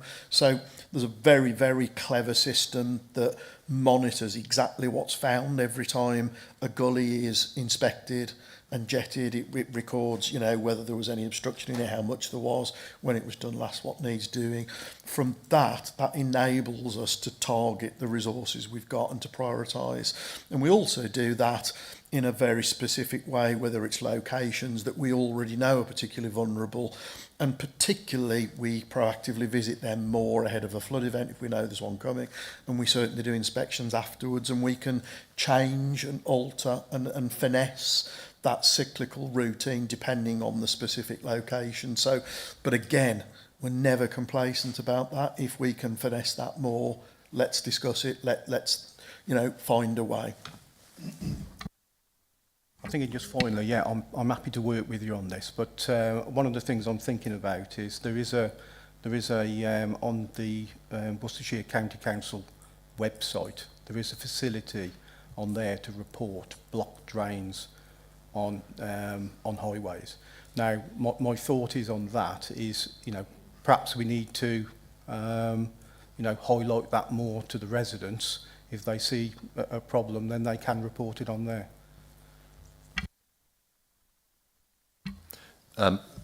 Thanks, Chair. I just wanted to chip in. I really appreciate it's an issue that crops up a lot, and if they're not maintained, you know, there's a lot of vulnerable properties that tend to be, you know, around this infrastructure. A couple of things. One, just for everyone's appreciation, highways, gullies, Severn Trent infrastructure, anything, you know, that we might put in, you know, none of this stuff is designed or built to withstand the kind of flood events that we get. So quite often people will potentially sort of blame infrastructure when, frankly, to be honest, it was never intended to be able to cope with the kind of storms. You know, they're built to cope with typical rainfall, not other events. Is a point. I think another thing just to highlight is at the moment, because we're a two-tier area, we've got the street cleansing been done by the district and the gully emptying been done by the county, and you know, guys from county could come along and make sure, oh, that gully's absolutely fine, and then the leaf fall comes the next week. So unless the district then, you know, is looking after the street cleansing, we're going to have a block gully that county thought was absolutely fine the week before. So a bit of coordination, good action by the districts in appropriate locations, and hopefully, you know, when we're all one or two or wherever it comes to, you know, an absolute definite coordination between gully emptying and street cleaning, that sort of thing, it would be really good. Just to, because I was named on that thing, so I'll come on to that bit separately, but on emptying gullies, I respectfully disagree that we're amazing at it. As somebody who will report a block drain, and sometimes it doesn't always happen, but say we've got quite a clever thing on it. So if I report a gully on this corner of a road, we don't look at the gully next to it, and that's blocked. So we just leave it blocked, and then the flooding issue continues. So I think there's a lot more that we can do to improve it. My other concern is that I really understand when we get to, you know, big flooding events that, you know, we should prioritise, and we should all our resource pretty much should go to those places that are really severely flooded. I get that, but what we do then miss is those minor flooding events. So I think last year we had some flooding at Burcott Lane in Bromsgrove, which was because of maintenance issues. The gate for it was not cleared properly. So I called up when we had it, Worcestershire County Council, to try and do it, and I was respectfully told, basically, you're not going to get anyone because we're all out other places. Fortunately, we could turn to Bromsgrove District Council and BDHT, Bromsgrove District Housing Trust, for some support on some sandbags, but I was there for 8 hours, I believe, waiting for someone from out of hours, eventually from Bromsgrove District Council, to come with the back of a broom to clear something, and suddenly all the water disappeared. Now that should have been something that we should have been able to easily resolve as Worcestershire County Council, but we couldn't. So it'd be interesting to hear what our thoughts are on how we continue to have maintenance to ensure those minor things do not happen. And also another point was raised about how districts and county sort of liaise a little bit with each other on road sweep, and I have that issue with weeds, so I won't get into that because it's not flooding. But I think one of the recommendations of this meeting should be that district and county meet to discuss their road sweeping and how that will affect flooding, but also other things. But just like your thoughts. Thank you. Just as a broad point on that, again, forgive me, those conversations absolutely do happen, but we're not complacent, so we'll all, I'm sure, take that, Chair. You know, thanks for that, they do. And just by way of illustration of that, if you'll forgive me for a moment, I think in our industry as a whole, we're not very good at sort of waving the flag about good things that we do, because we're always incredibly conscious of there are still people at risk and there's still an awful lot to do. But if I can just for a moment depart from that, you know, in terms of county district, I think on the whole with flood risk management, I hope it's demonstrated here today, and some of you have, you know, encountered it yourself, and it's great to hear. I think that the flood risk management partnership between county and district is genuinely excellent. I'm not saying we've done everything we need to do, but the fact that the incredibly integrated way, that relationship and with land drainage and flood risk management, I think is, frankly, and I've heard this from others, one of the best examples of county and districts working together, and there are examples in highways too. So now I've said that, I've stolen myself, I'm now going to leap back into going, but we're not complacent and we can always improve. So very much take your comments on board, and let's look. And if I can just very quickly, Chair, if you don't mind, Richard makes an excellent point with the ability of infrastructure to cope. So sometimes an issue with a bit of infrastructure, you use a gully because it's a very obvious one. It's a real one, by the way. I mean, I really do take your point. Sometimes it is literally its capacity. Sometimes it is an issue with it. It is a blockage or an issue with it, or one can lead to another. If you'll bear with me, I'll give you a really simple example that I think communities have told us is helpful. If you consider your bathtub with the plug out, so it's open, turn your taps on full, what will actually happen is your bath will fill up.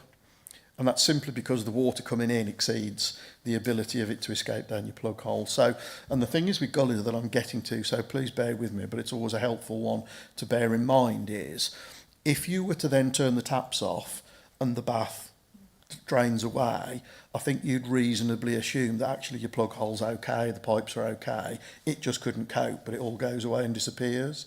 Whereas if that bath stays full, you've got an issue. And the principle of that is the same with infrastructure, all drainage infrastructure, including gullies. So, you know, it sometimes maybe if we get a report that's within an hour of the rainfall, 2 hours of the rainfall, I'm plucking those figures, it depends. And the water is still around, give it a little bit longer and it disappears. That is purely a capacity issue probably, and that happens, I'm afraid. Whereas if it hangs around, we've got an issue, and I hope we're very responsive to that. The other thing that you mentioned, Chair, about your example, and both apologies that you had to step in and do what you did, and thanks that you did, because sometimes, you know, the fact I've sort of talked about it a little bit throughout this, we absolutely can't do everything all at once. You know, we have got finite resources. I hope and believe we prioritise as best we can, whilst again, never being complacent. We sometimes do just have to do that, and that's really tricky. And one of the things I mentioned earlier, which is really important, is increasing sort of local resilience. So although that might not have been how we'd want it to have gone in that issue, and I'd love to talk to you about, if you don't mind, separately how that went, so we can learn things from it. You know, sometimes that is realistically what we need to happen, is some local resilience of some sort or another. So I'm not saying that's great, that's fine, we're happy with that, thanks. So please do, let's discuss it. But, you know, that is a fact of the matter, that we do have to, you know, prioritise accordingly, harsh though that might be sometimes. Sorry, I think Rachel wanted to come in. Sorry. Thank you, Chair. I'm conscious that part of the original question was around budgets and having ring-fenced budget for gully cleaning. I wonder if we could take the opportunity, as we have Elliot Pritchard, Head of Highways Operations here, to just outline what the maintenance regime is around gullies, and also cover the levels of budget that we do have for that specific activity. Yeah, of course. I couldn't understand the miming, so. There we go. Yes, thanks. Yeah, so I could wax lyrical about gullies all day long, but no one wants to hear that. Better than that, perhaps. Yeah, so there's two set budgets. One is a revenue budget that we have, and that is for the cyclical gully cleansing that we have. And as Matt's already said, there's quite an intelligent system that we have for going around systematically cleaning all the gullies, some more than others, more often than others. And then there's a capital budget that we have for planned work. So these are the not cleaning, these are for repairing broken pipes or for installing new gullies or new systems or whatever that requires. And that is currently about £2.2 million, that budget. And with that, we very nearly keep up with demand, let alone the backlog of issues that we have, and then anything else that comes along, any conscious we've got utility companies in the room, but if it's damaged by a utility company inadvertently or a developer or whatever that happens, that all adds to our sort of list of schemes. But yeah, so that was increased a few years ago, and that helped us to catch up. But that is where we're at. That needs to be increasing every year if we want to at least keep pace with the the rate of damage, if you like. We've got an aging network. That is where we are. We have 120 odd assets, so gullies or catch pits or the like. I haven't counted them myself. But it's that sort of order, let alone the kilometres and kilometres of drainage runs that we have. So there's an awful lot of work that goes into that every year. We only have a small team of engineers working on that, and obviously Ringway, our provider, they have a few teams who obviously deliver the works. But it's a big ask. It's a huge network. A hidden network is very difficult to quantify. But there you go. They're the two. So a revenue budget for delivering the cyclical work and a capital budget for delivering the planned repairs and upgrades. Thank you. And so we have some really quick fire questions because of how we've gone for. So I'll start. Anthony, and I'll come across that way. Yeah, sorry. Yeah, Anthony. Thank you, Chair. I just quickly want to go back to Tenbury Wells. Many years ago, I spent 2 weeks there doing an O-level geography field study course. So I'm quite au fait with the problem there. Tenbury Wells has flooded for centuries. I mean, it has a record of flooding going back hundreds of years. And every barrier, every defence mechanism for the floods that's ever been built has been breached.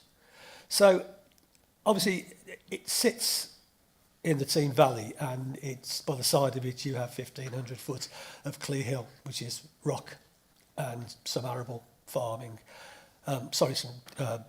pastoral farming. Water always takes the course of least resistance, which is down the side of Clear Hill into the valley. With the fact that we're putting this off because of finances, and also, as mentioned earlier, about the increased severe rainfalls that we're predicting, how is this going to have to be reassessed every year we don't do it as regards how much more it's going to cost and how resilient it will be for the next 20, 30, 50 years? Can you build that into it at this stage, or is it just really a case of, suck it and see?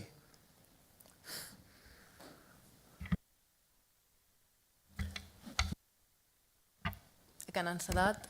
Generally speaking, not only about Tenbury, but when we go and assess locations for a scheme, so communities that flood, and we prepare projects and, future ideas for projects, we always have to count what it will look like in 100 years or in 20 years or whatever, depending on the type of a scheme we're doing. If it's a more hard engineering, it would be longer time period. If it's a natural flood management, it might be shorter. Property flood resilience, whatever it is, we have to account for the lifespan of that asset that we're building or the type of a scheme we're delivering. And for that, we use climate change allowances, and we absolutely take into account what is the flood risk right now, what is going to be in the future, how many more properties are going to be flooding, how are we going to actually mitigate any flood risk to them, or at least try to increase as much as the resilience in those communities and those properties that will benefit from the scheme as possible.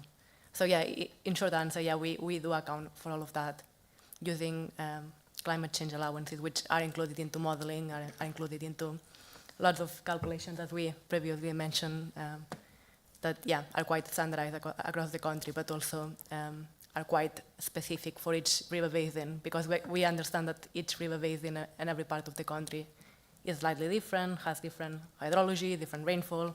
So all we mentioned earlier basically is accounted into all of this, which we definitely take into account into projects and planning and so much more. Okay, thank you. Chairman, it is a very quick one from me, and a practical question, particularly because I'm mindful that the Cabinet member is yet to respond to the Vice Chairman, so I don't want to steal his thunder. Matt mentioned that when the gullies are jetted, it automatically, if they're blocked, it sends a notification. Does that mean that we don't then need to do anything, and automatically the remedial action will be noted and taken place? Yes, basically, yeah. The whole thing is accounted, it's all automated, it goes into the, highly technical sausage works, it goes in, and that feeds into then the programme thereafter. And as Elliot mentioned, I mentioned, that's then finessed over time. So if we see a pattern there, it can move up the frequency of the cyclical response. But yes, that automatically goes into the response programme. And $1 million question, I'm not sure which one of you wants to put your neck on the line. If somebody comes out to jet a gully and find that it's blocked, how long would we expect it to be before somebody came out to unblock the gully? I'm not going to put my neck on the line because I don't know the answer. I don't know. Yeah, that's a difficult question to answer, isn't it? Because we have to look at it, like I say, we don't have infinite funding to be everywhere all the time, of course. So whilst it's easy to go out and empty gullies, if there's an issue beyond the gully that they can identify, you can't just use sort of Google Street Map to see what that problem is. You've got to send somebody out there maybe with a camera to have a look. It might be obvious when you look in the gully. It might be clear that it's broken. But usually the blockage is going to be something within the system. It might be root ingress, it might be a collapse, it might be a service has gone through it. There might be a myriad of problems. We'd have to go. So I'm trying to look through Ian. Sorry. And yes, that's what the next step would be. So once we've identified that it's no longer able to be just emptied, appreciating that removing the silt out of a gully won't fix the problem beyond that. As Matt has said, that would raise the bar advisory system, and then resource permitting, we would get onto that as soon as we practically can. But of course, that is a limited resource, and we have to look county-wide, have a look at the priorities of that. If it was a flooding hotspot, if we identified that was going to be a real issue, then we would prioritise that high. If it was just one gully in a run of, say, 10 or 20 that you felt that actually the other gullies could pick up the slack, if you like, then it would be a lower priority. So, again, without looking at a single instance, that's how it would be prioritised. We then have to go back with a camera crew or something similar to identify what that problem is, and then see how quickly we could remedy that. If it was a gas main, for instance, that was going through the system, that would take quite a long time to resolve. That wouldn't be just something that we could do. We'd have to liaise with the gas board, and they'd have to come and repair that. If it was tree roots, for instance, then we might actually be able to do that there and then. We might, the camera crew that would be on site, they would have a boring rig that could just remove the roots, so they might be able to do that straight away. So it really depends on what the problem is. I hope that helps without putting my neck on the line too much. Thank you. And as someone who has got a gully with a gas main running through it, I don't understand how that ever happens, but it's an interesting one. I believe the question was answered by the CRM, but if there was something I believe was missed. It's not my question, but it wasn't answered because the cabinet member asked for clarification, but hasn't then come back to answer. But it's not my question, it's the Vice Chairman's.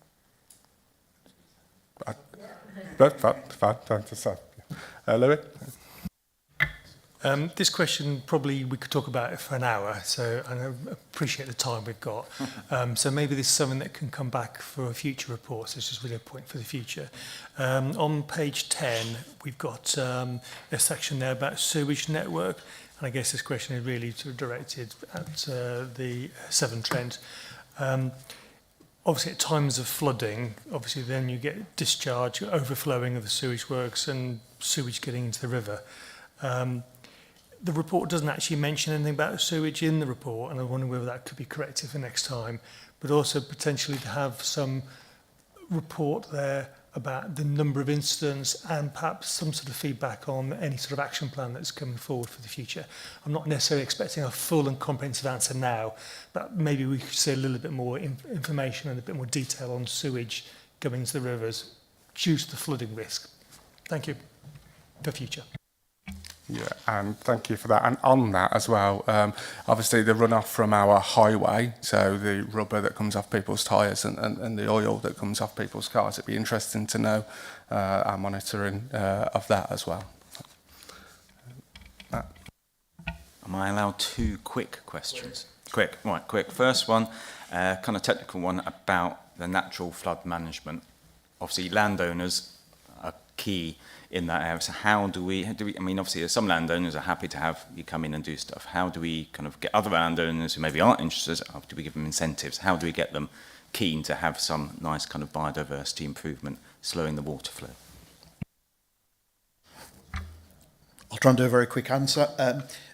As I mentioned earlier, to date, we've found incredible cooperation with landowners who, again, no surprise here, who want to do their bit to help the community. That's very strong, and that's what we've found through it. So with a very odd exception, and to be fair, in those exceptions, because of very understandable practical reasons, landowners have just been willing to work with us. We don't particularly, well, we don't incentivise it at the moment. There are other schemes, perhaps for another day, that do incentivise a range of other, particularly biodiversity, enhancement. There's all sort of a range of grants and schemes out there which I'm not an expert in, or is not particularly relevant today. But to date, I'm pleased to say that incentivisation hasn't been needed, or it's there for those altruistic reasons of sort of playing a role. There are sometimes, just very finally on that, there are sometimes some just very sensible practical reasons, because it can enhance their own land, it can enhance their own agricultural operation, it can perhaps provide additional grazing or fence off an area that needs to be, or it can plant trees that have other benefits. That so sometimes there's a if I want to call it self-interest, but we've been really not surprised but impressed and pleased with just the level of cooperation that there is, and that's working really well and continues to. Brilliant, that was quick. Now, this is a slightly political question. Is that okay for the Cabinet member? Because obviously, we've heard a lot today about flood risk, the increase in rainfall, etc., etc. A lot of the kind of heard from officers and other experts about kind of the science of climate change telling us this is what's going to happen, this is what's going to happen. So obviously, we know at the previous council meeting we had a debate about climate change, and obviously, the Cabinet member and other reform members said they didn't agree with the climate science. I'm just seeing how do those two marry up? If we're having a debate about climate change and how it impacts flooding, if you don't agree with the first part, the climate change part, how can you tackle the flooding? So, thank you. Was that a question or a statement? Question. Question, how do you marry those up yourself as a Cabinet member? Right. Climate change has always happened. There's been periods of time when the earth has been cold. There's been periods of times when the earth has been warm. We are currently in a warm period at the moment. Now, the general there's two trains of thought on this, as I understand it. Is some people say it's man-made driven purely by carbon dioxide, and some people say, well, that isn't the primary driver, and there's also natural processes at play as well. So my thought is, if climate change is solely man-made, and if we achieve net zero tomorrow, how far does the river fall? And it doesn't. Just to clarify that, it's the vast majority of people who believe that man-made climate change exists. No. Any other thoughts on it? Okay, so this panel is obviously asked to consider and comment on the report, consider the information provided by external partners, and determine any comments or recommendations to the Cabinet member with responsibility. I've made a few notes, so I'll go through them from what we have been said today. I think there was a concern about the figures that we have for planning applications, and I know that's not your fault, but there was a concern for that. So whether there's a recommendation that we ask the Cabinet member to write to national government to see if we can get those figures updated, that got consensus? Well, I would say, Chairman, it's probably a wider point than that, really, and in the context of the discussion today, because I mean, what Andrew and his colleagues are saying is that they're very much under pressure. They're using a set of figures, which obviously when they need to deal with the 1 in 100-year event, they haven't got those figures. But the bigger picture here is that what we're experiencing is that Andrew and his colleagues can put the most comprehensive reports together, but if it then goes to the so if it's refused at local planning authority level, but then allowed when it goes through to the inspectorate. So the position here is much bigger than this. And so if we're going to do something on that vein, we would probably want the cabinet member to actually write to the government to say that we want them to take into account the flooding that is taking place, because exactly as Andrew says, there's sites that you would never ever want to be commenting on from a planning perspective, but they're having to because of this imposed demand for housing. So I think it's probably bigger than giving them a new set of figures. It's all the implications that sit behind that.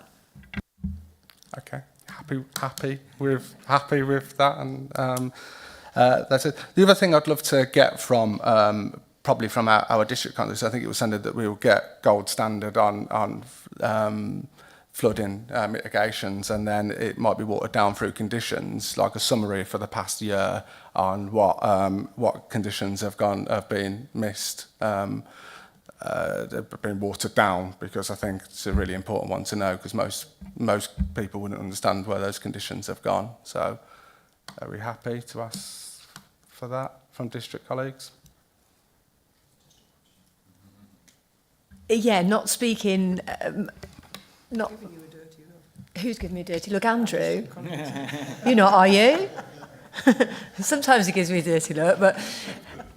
Well, I mean, it all depending on the applications, because obviously some of the high-level applications go through the LLFA, and as such, there may well be conditions that we're not privy to because they sit at a higher level anyway. So we might not be able to give you a full picture of what that actual might be.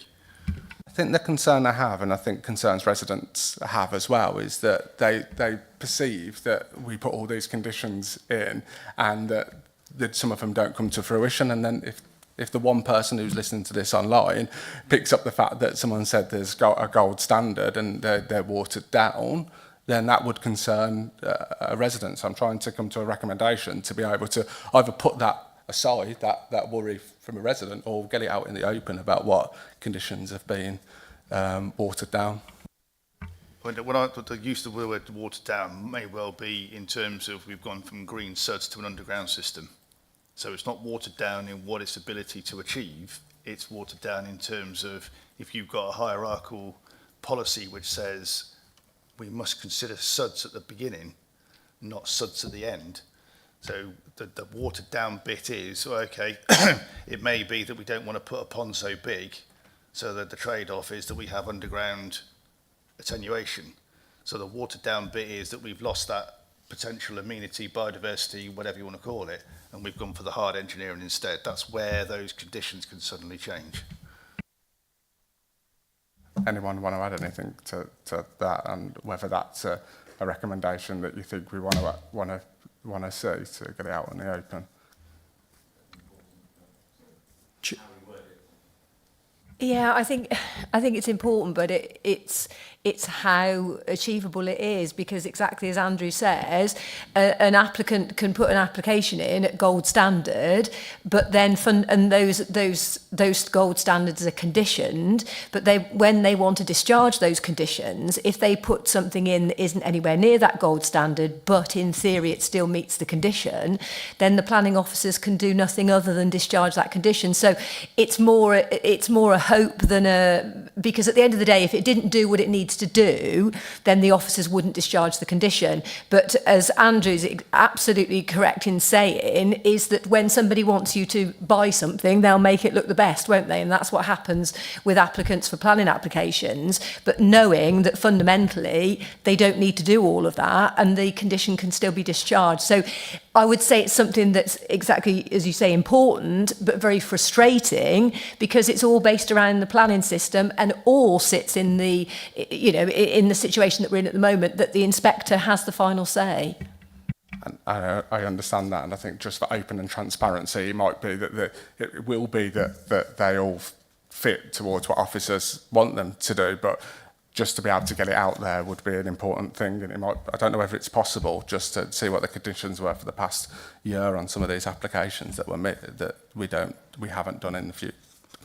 Done now. Can I respectfully suggest, Chair, that because it is a really important area, could I respectfully request, and this doesn't remotely diminish from the importance of it, but could you consider perhaps a request that isn't too prescriptive, that just asks us to feed back in a broad way about conditions, and then we can draw out, if you like, generic examples of what happens, and if there are any specific ones we can refer to, great, but we can sort of articulate the general issue. Would that still be helpful?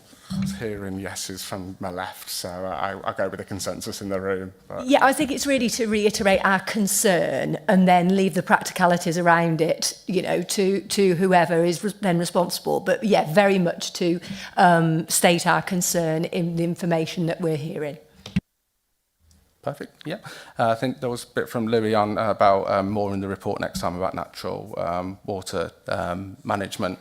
I believe there's also a policy on forward, so I'd love that to be presented to members so that we can understand it. And you've already reiterated you want to do more work with district and county together, and you don't take that complacently, so that's fine. Any other... Make sure that we got a bit more information about sewage discharge next time as well. Sorry. For the future. Yeah, I just want to say thank you for that comment. We haven't put it in there. It's not necessarily directly flood risk related, but it's all about management of the sewage network. And it's obviously a real key high priority for us with a large investment programme now to reduce sewage discharges to rivers. So happily can share more information, put more information certainly for next year. Made a note of that. Thank you. And I guess really in summary, to have more reassurance from the Cabinet that it's going to be more than do the best that they can. So it's a more comprehensive reassurance that all the work that has taken place is going to continue in that same vein, yeah, and that we're not, because the reassurance of I'll continue to do the best I can isn't quite hitting it for me. Just to say, I think what to put that into a recommendation to comment or recommendation to Cabinet with responsibility is that maybe you come back like within the next month or 6 weeks to say that your plans for the next for this financial year so that we can have some assurances that you know the plans are carrying on. I know obviously money is tight, not saying it isn't, but we just want to know what your plans are. For this on flooding, if that's possible. Sorry to butt in here, and sorry Tim, to tread on your toes, but in terms of the sewer overflows, there is a report that the Environment Agency do annually relating to all water companies. All the information is contained within that, and it gives details of where there have been issues of lack of maintenance or unavoidable overflow. So it's a big subject in itself, really, that you wouldn't necessarily include in this report, would you? It's more making some information available, signposting where there's other information. So that's a really good point. Yeah. Not wanting to overload the report all about sewage overflows.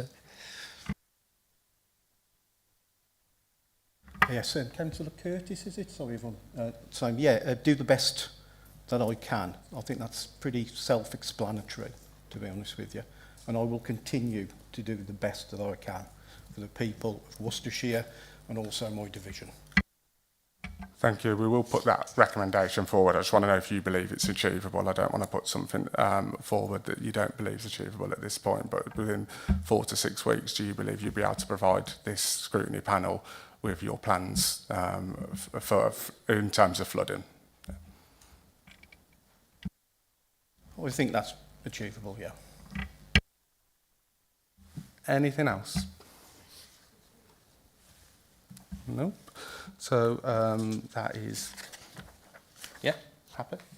Yeah. I would like to thank our partners from the Environment Agency, Severn Trent, North Worcestershire Water Management, and South. No, I nearly got it.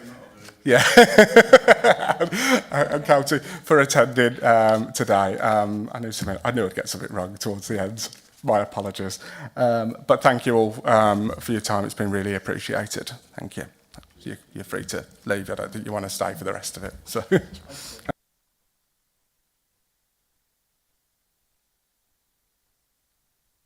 And I'll just wait for people to go.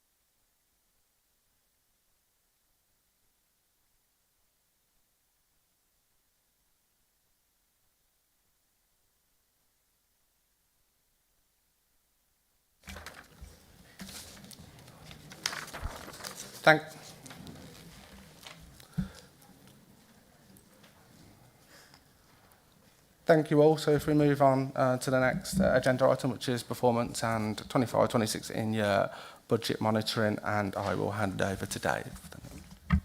Thank you, Chair. I'll try and keep everything reasonably brief, obviously conscious of time, and you wanted to ask the questions. In terms of the information that's starts on page 61 of the pack, that, point out, is backed up by a Power BI report that's available on the Our Performance page on the County Council's website, so it's available for you to see at any time, and also for residents as well, of course. And there's a link to that in the sole appendix to the report. And that also includes information for the economy panel, also corporate and communities panel, and audit and governance panel, the committee there, their risk reports, and their new performance report. In terms of the information that's in the report, it goes up to the end of Q1 of the financial year, so the end of the June quarter. That put some information in on what we had for the previous panel around areas of success and challenge. I'm not going to go through every single thing on that, but it was just a couple of things that was touched on really in a lot of what Matt was saying and what Elliot has referred to.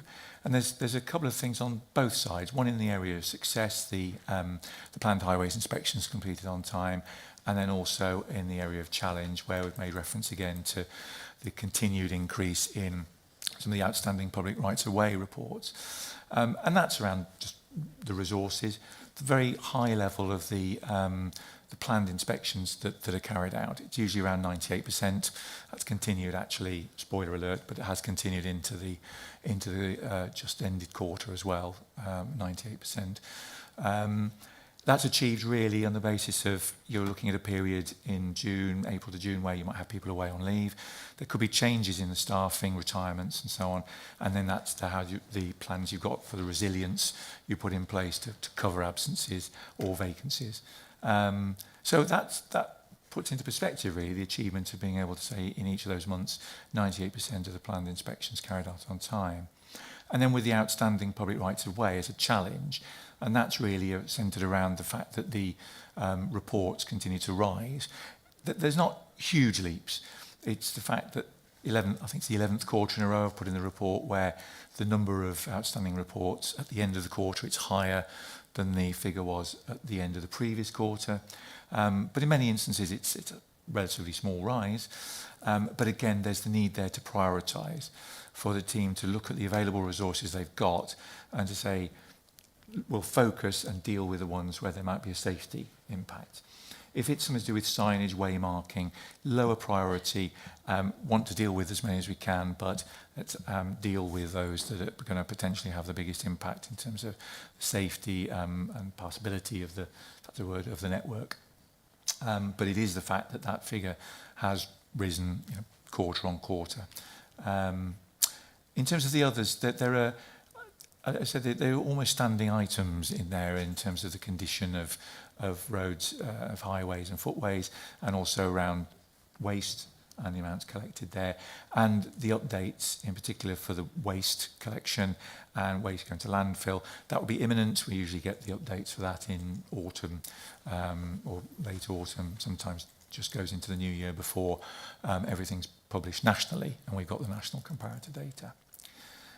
Elsewhere in the report, Chair, and just to pick up on a couple of things, there was a little bit on highways development control in the report. It's pages 69 to 71. And I wanted to pick up that there was the fact that working with Emily Barker, Emily is going to make sure that there's no break in the data that we've got there, and what we've got, we'll be able to report back as well what was raised at the previous panel meeting around the timeliness of responses where we've got highways have been consulted, I think, as a statutory consultee, and does that affect the timeliness of responses? That was certainly raised at the last meeting. Asked for a little bit of extra time on that, but that's part of what we want to get into that report to be added in. So you've got that information. And also there was a little bit around permits. It's street works, it's on page 79 and 80, and there are a couple of graphs where there's a bump. and that was to do with the highways licences and permits that are deemed. And that's really where, again, it's to do with timeliness of responses. So I think I mentioned at the last panel meeting that if an application comes in and there's no response received to it in the regulation time, it's deemed to have been approved, but approved in its original conditions that were put in originally, so it can't make changes to what was originally proposed.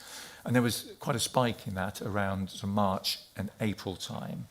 And there was, it's very unusual because you normally see that the number of deemed is often 0 or 1 or 2. The reason for that, there was discussions with the system supplier, Simology, and it was basically, I think, to do with where if a change was made in an original application, it was going into one particular queue, and so the staff weren't aware that it actually joined the queue of permits that were awaiting approval for them to check, so they were deemed. That's been addressed. So I can tell you that the figure, as you'll see from the graph there, that the June figure was starting to come back down much lower. That trend has continued. It's back to its normal levels that we'd see. In fact, I think in August it was back to 0. So all of the applications that were received were being reviewed, attended to, and so none were deemed to have been approved because timeliness, we weren't up to meeting the deadline for any of the applications made.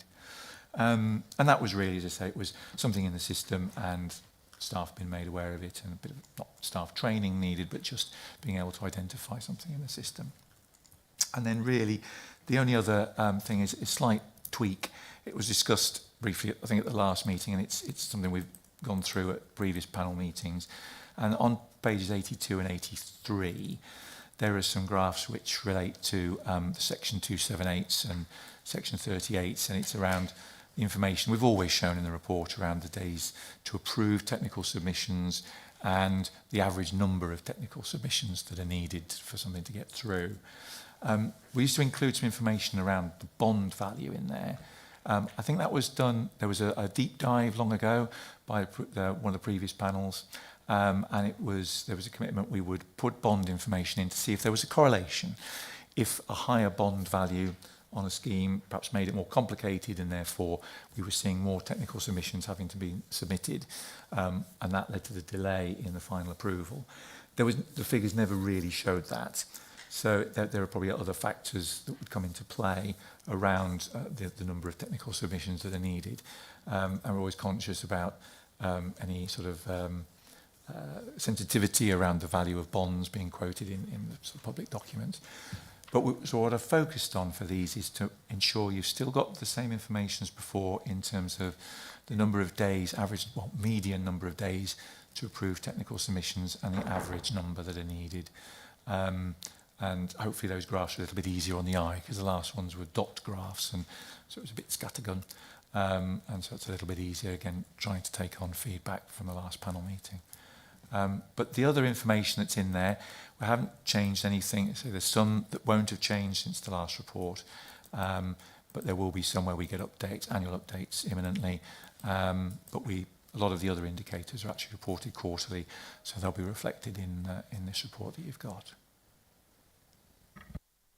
Thank you. Louis? Thank you. In the report on page 62, you've got condition of highways and footways, and obviously I guess that's mainly to do with the maintenance of existing stock of footpaths and highways. I just want to flag one particular issue, and that is when we do new resurfacing of roads and pavements particularly, is there a specification or a standard that they use for ensuring that the pathway is completely flat? And the reason why I ask that is that if you're a cyclist or you use a mobility scooter, you can see a new path's been done. And I've got a particular one in my division where it looks great, lovely black, wonderful. But if you cycle over it, it's really quite bobbly, and it's a brand new path. I'm thinking, well, that, to me, it feels like it's probably been signed off just from a visual appearance. And my question really is there a specification? I know this sounds a bit crazy perhaps, but is there a specification for the flatness of the path to make sure that it is really suitable for cycling and, say, mobility scooters? Thank you. Yeah, obviously flat wouldn't be very good. I know what you mean. You mean smooth, I guess, as opposed to flat. Yeah, for drainage purposes, there'll always be some sort of crossfall on it. But I take your point, either long fall or crossfall.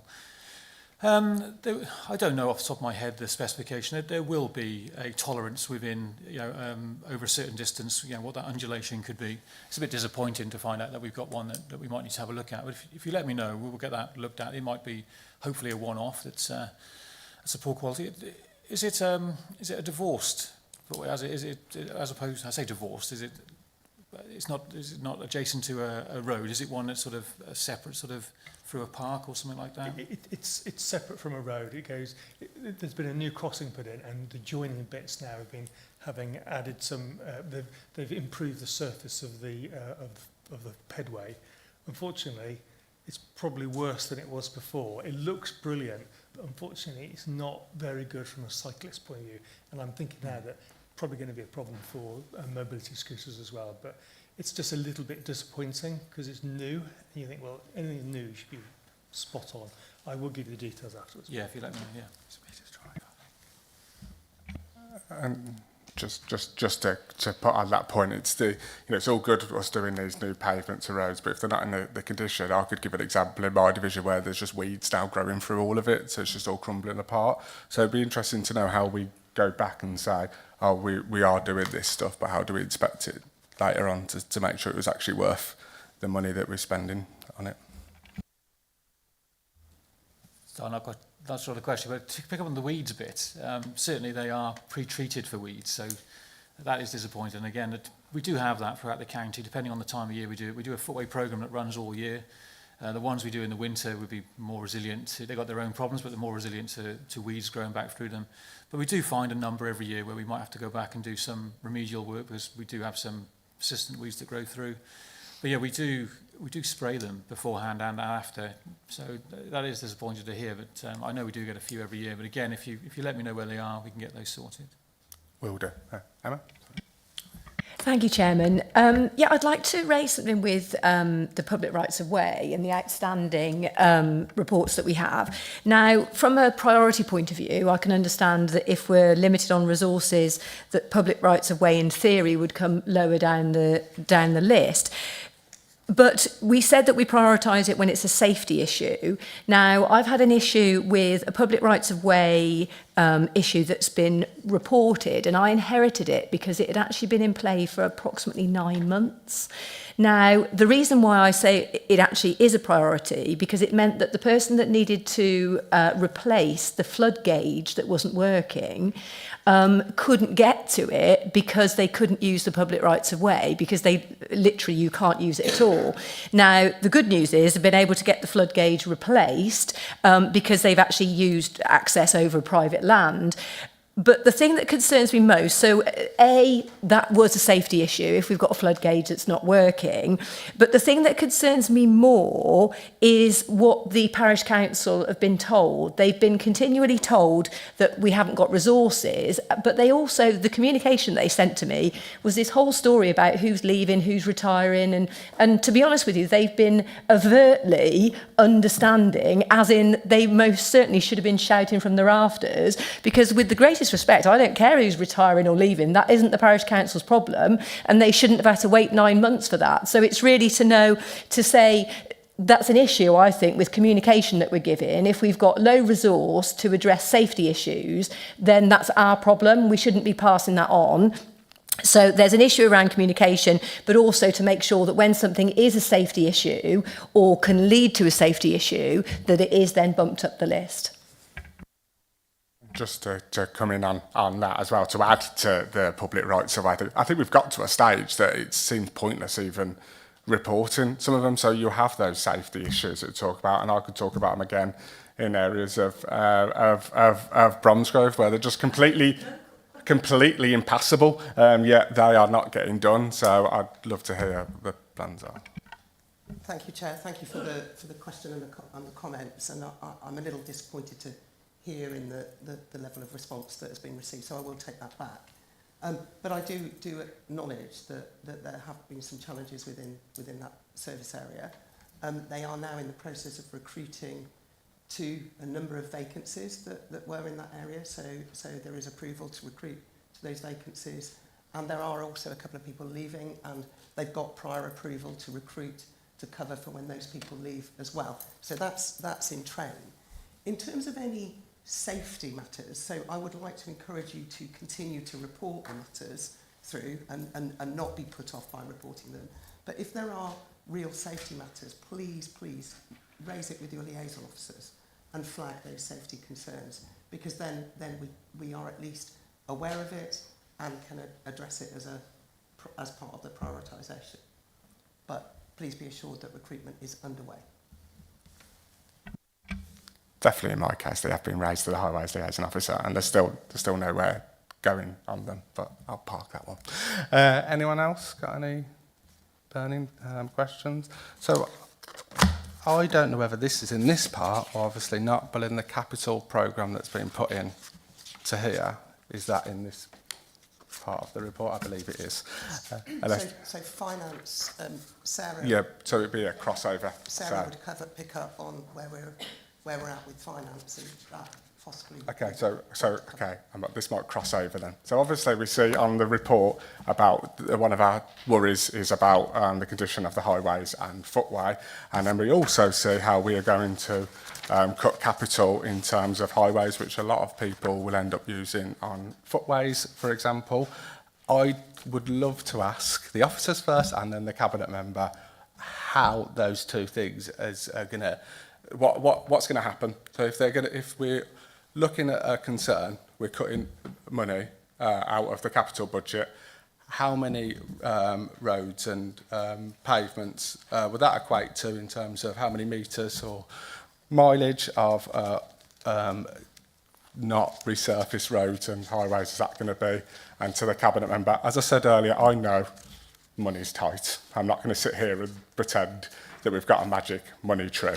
But are you concerned that the money that is coming out of the capital programme for highways is going to affect the conditions of the highways? And I'm going to be sitting here at every scrutiny committee seeing a worsening picture in terms of highways. Thank you. But let's go to DONIF officers first and then. Shall I start? So, as you say, the financial position of the county council is challenging, and it is natural to look at all areas of future spend, be they capital or revenue, and so it's quite appropriate to look at some of those bigger areas of spend and look at what could potentially be done. That's not to say that that's not without implications. There are implications of any changes. And any movement within the capital programme. I don't think we can say in terms of exactly how many kilometres or anything like that.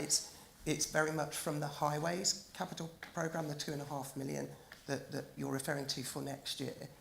At this point in time, we don't know what funding we will be getting from the Department for Transport. We know that we will be getting a 3-year settlement. That's what we've been told along as we have with many other services. But we don't know what funding we will be getting from the government, from the Department for Transport for highways, and I use the term highways in the broadest sense, for highways maintenance funding for next year and the following 2 years. And so the focus at the moment is to just look at the capital programme for next year from highways and then revisit that as and when we know what the DFT funding is for future years. But I don't think we can say specifically how many kilometres that would equate. Elliot may be able to, or we might need to take that away to try and quantify that. But it will impact. It will impact on highways maintenance.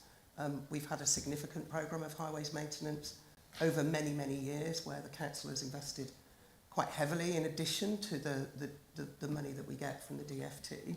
So has gone above and beyond. The money that we did have in the capital programme was very much to maintain a steady state.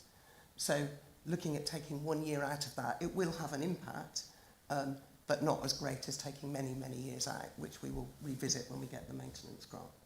So, okay, I'll come to the cabinet member in a second, but if you might not be able to hypothetically know how much is in the future, if we're taking £22,000 out of the members' discretionary fund, we would know how much members had used that in the past year, for example, on footways and highways, for example, so you'd be able to provide this panel that figure? Absolutely, we can provide historic spend. I'd need to take that away. I haven't got that at my fingertips, but we can provide that. Councillor Perks? Before I answer your questions, I know Elliot's jumping at the opportunity to come in as well. What I would say is that just with regards to the members' funds, not every councillor has previously used it in its entirety, or in some cases at all. So it's a rather subjective question and can only be answered by those that have used it. Okay then. So for the money that has been used by members, do you believe that if you carried on at that level, so not the bit that hasn't been used by people, do you believe that that will have an impact on the highways and footways condition? And are you happy with that, content with that? Are you asking for more money? Asking for more money from whom? I think we're being pedantic. All right, get rid of that last part of the question. The money that has been spent, do you believe that if we'd carried on using that amount of money in capital, that the highways and footways would be in a better condition? And if not, are you content with that?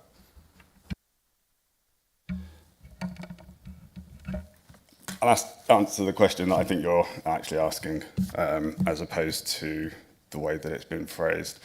Do I believe that if the money was spent in the way that it is spent at the moment, which is subjective based on members and people, constituents raising their issues, would it address the needs that are being addressed today? Yes, it would continue to be used in that fashion. And so, based on local member subjectivity and those constituents that feel comfortable in approaching us, it would benefit those areas, absolutely. Is it those areas that need to be addressed based on safety issues and concerns? I would suggest maybe not always. Is there an inherent appetite within myself or the Cabinet to look at cutting funding in this way? Absolutely not. But, as you have said, money doesn't grow on trees, and I'm yet to find the end of the rainbow. Still looking. Will it have an impact? It will. But it is worthwhile pointing out that, again, the last survey that was done for Worcestershire, we were in the top percentile. We have very good roads. Is it desirable? No. Do we need to do it and review in a year's time? Yes, we do. Anna? Chairman, thank you. A question, please, to the Cabinet member, to Councillor Perks. Rachel has just reiterated, which near enough the exact words that in the statement, if you like, that I made at the last meeting that we had. And that is that, well, first of all, at that meeting, we spoke about how residents, it's a priority for them, for the highways. But we also spoke about how the previous administration has significantly invested in exactly that because it's such a priority for our residents. And Rachel has just reiterated how we have a history of significantly investing and going over and above the money that we've been given. And that has been a choice that the previous administration has done. And Rachel has also said that the reduction in this will have a severe impact. Now, Councillor Perks, you answered my question, which I was very pleased, and I've actually been talking to all my parish councils and telling them how pleased I am that you've confirmed that you will be carrying out the same level of investment as the previous administration did to keep us in that highest quartile of satisfaction.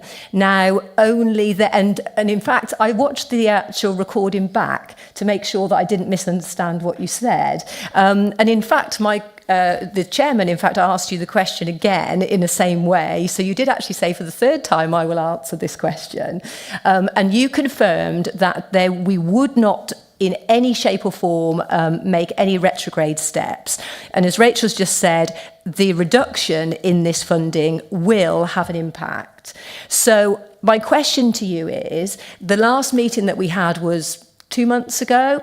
you knew exactly the position of the financial position of the council at that time, and you confirmed to me, but also to two other members of this committee, that you would not be reducing the satisfaction and the performance of highways. Could you tell me now, please, why you've changed that position? Why we've been misled to think that the investment in highways would remain the same as the previous administration? Just to come quickly in, we'll just be really careful when we say why we believe we've been misled. I don't think she meant that. I think, what have you changed your... I think she did. Can you clarify that? Yeah, I can clarify. We don't yes, and that's that's particularly why I watched the recording back, to make sure that my understanding of what you told me was exactly what I perceived that you told me. And my concern is that what you said that there would not be any reduction in the quality, the experience for our residents, and in the investment. So my question is, what is the situation now, that because you knew the financial position of the council at that time, so why have you now changed your mind, if that's better wording for you? Thank you, Councillor Kersey. So at that point in time, as I'm sure that you will all no doubt recall, I'd been in position as Cabinet Member for less than 2 months, and it's close to 3 months ago now. In that time, it's become more and more apparent in the way that the previous administration went about funding the highways and the level that we have. Unfortunately, that was used by taking reserves from other locations, burning through £50 million up to last year in the last 2 years, and another 26 for this year budgeted. At the time, I wasn't aware of that, and I had full intentions to stick to my word, and that was the discussions that I'd had with the relevant members. Unfortunately, I'm now more familiar, being 5 months into the position, and that view was naive. It is unfortunate. The levels of expenditure by the previous administration in certain areas absolutely was the way that votes were won. Again, if I'm going to pick up on the being misleading, let's not accuse people of going for votes on taxpayers' money. If we could rephrase it, I understand what you're saying, but if I've asked Councillor Kersey to rephrase that, I think it's only fair that I ask you to rephrase that. Okay. Fair enough, Chair, thank you. The previous administration spent an exorbitant amount of money on highways, knowing that it was in the public sphere of interest.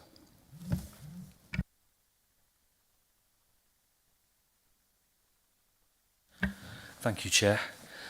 This is for Cabinet Member Councillor Perks. I'd like to I believe Councillor Kersey when she says that a lot of investment has gone into the highways and pavements, significantly investing, she said. So I believe Councillor Kersey that, in her words, that it's been well looked after. So would you agree with me, Councillor Perks, that 1 year reduction shouldn't really create many issues? Because, as Councillor Kersey has just said, they've been well looked after and maintained and invested in.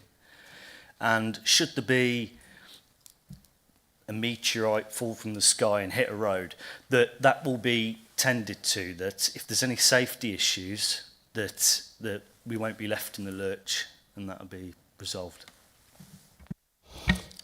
Yeah, thank you, Vice Chair. Absolutely, when it comes to safety, it will continue to be paramount. The ways that this budget has been reviewed, and obviously it's still up for consideration, the way that the budget has been viewed and tackled is that for the next year, whilst we do wait for the 3-year monies to be known from the DFT, is to cause the minimum amount of disruption to the general public and indeed to officers and staff as possible. It is far from ideal, but again, I would stress any aspect to do with safety is paramount. Thank you. And just to come back on your point where you said that is this money if, as members' discretion, if the councillor, if a resident gets in touch with that person, is that the best use of how we use our capital spending? So do you believe that this amount of money is good if it was done centrally in terms of the best for safety and improvements, everything, or do you just believe we can't afford it?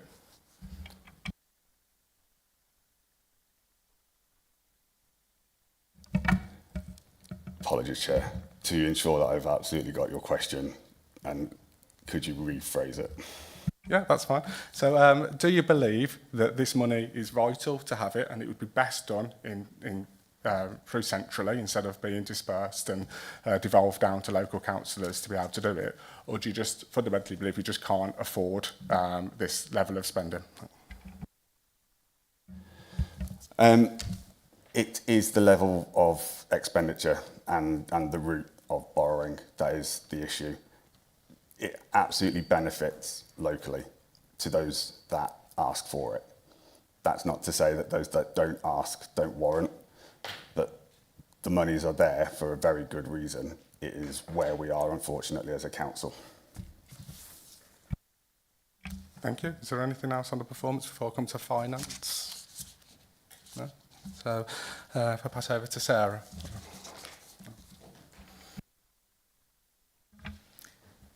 I was going to say good morning, but it's good afternoon. Thank you, Chair. So if you turn to page 103 of your pack, this is the finance runs in line with performance. So this is the first quarter report for 25-26, so the position to the end of June. As usual, we give you a overview of the full corporate position before we move on to the area of interest for this panel.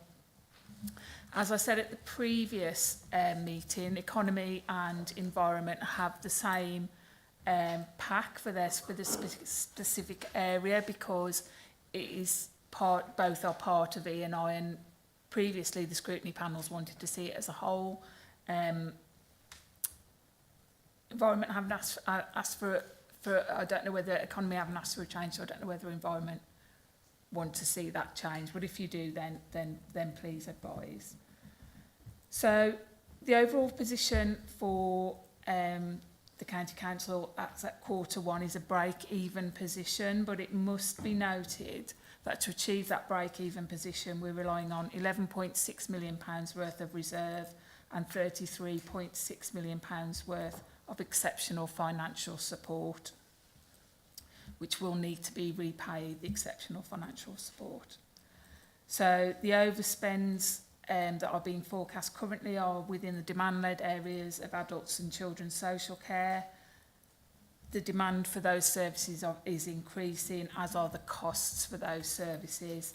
There are implications following the rise of the national minimum wage and changes to national insurance payments. Adults and children's social care is very much people-driven, so they're people costs. So the overspends are being mitigated by underspends within the service area, within corporate and within economy and infrastructure, and corporate borrowing budgets have also been reduced. So page 106 will give you a high-level breakdown of the directorates and where the overs and underspends are. So you can see there quite clearly in the numbers that it's adults and children's that are causing us to overspend. However, the corporate items and areas such as economy and infrastructure and the corporate areas are bringing it back down to a break-even position.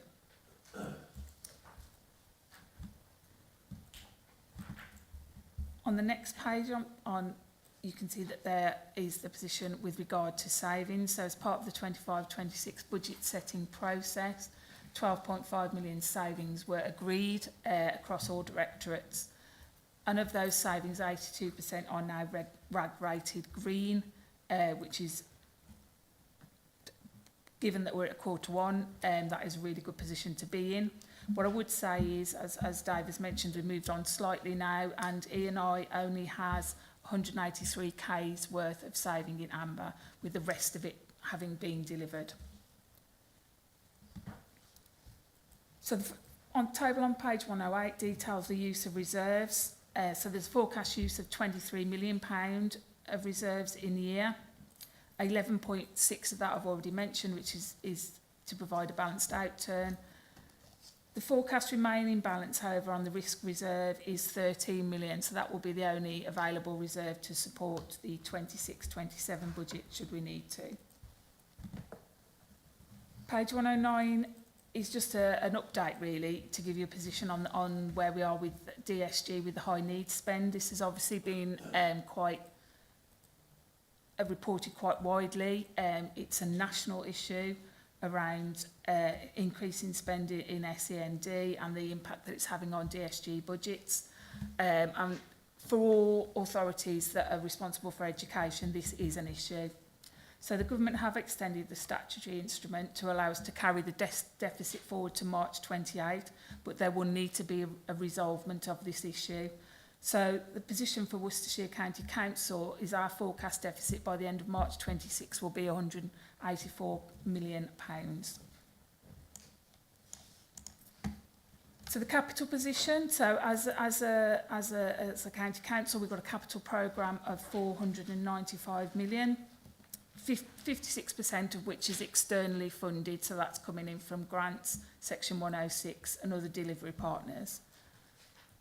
The 25-26 programme totals 180 million and the spend to date on that is 24 million, so we're running slightly behind on a spend rate there. The next table, page 111, will give you a breakdown of the capital programme over distinct areas, and then the bottom table gives you a breakdown of where that funding is coming from. So you can see there that 100 million of the 176 million this year is coming from government grants.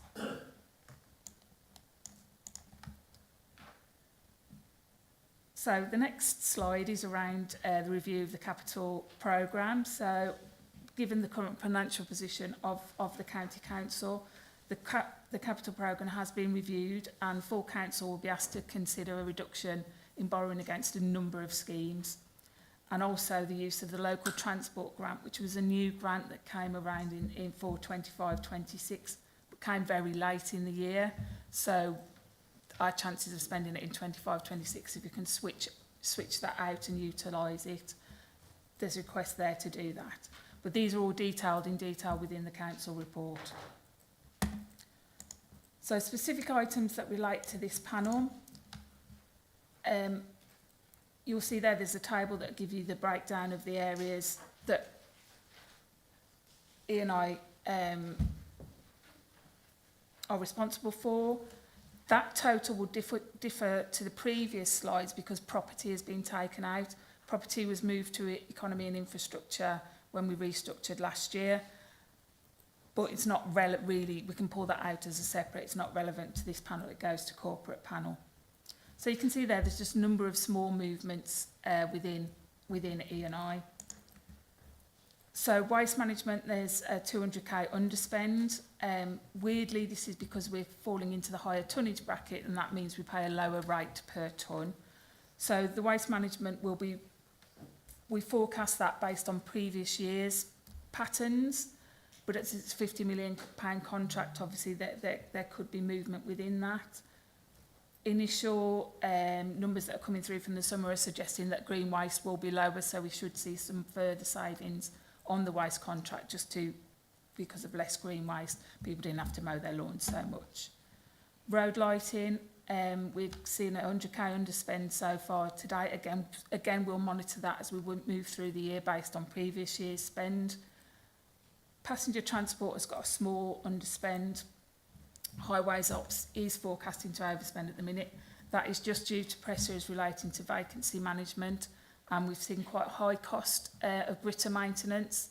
We saw that last year and we've seen it again this financial year. There's a slide there just talking about home to school transport. Again, that doesn't relate to this Scrutiny Committee, but it's just to give you a fuller picture of where we are. So we're forecasting an underspend of £1 million within home to school transport. So that's following a real in-depth review of contracts and routes. They were also asked to make 2.65 million savings in a year and expected to fully deliver that. But just to note that EHCPs are still increasing, and this correlates with the problem with the DSG, the high needs block overspend. So the capital position for E&I, so we've got an environment programme of 72.1 million, and the spend at the end of Q1 is 11.4. So obviously the majority of the programme within here is around the highways and pavements improvement. So I'm happy to take questions. Thank you. Has anyone got any questions? I do. Just to understand on the change on the capital programme review, how much that's saving in terms of revenue.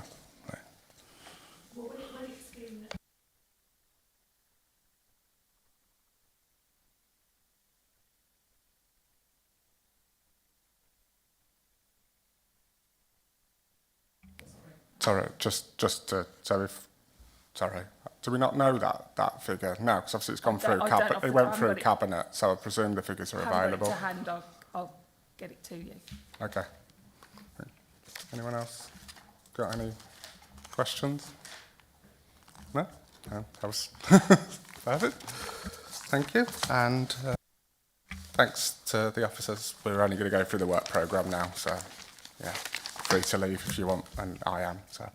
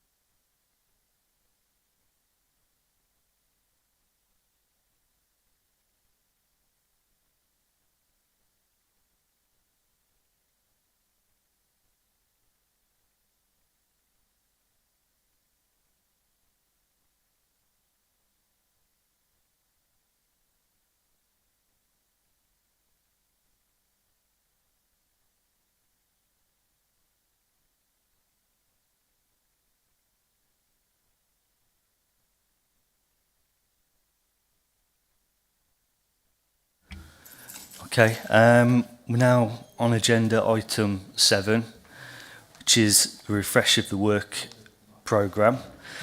We're asked to consider suggestions for the work programme and agree on the amendments, and this will be the final one before it's the final document.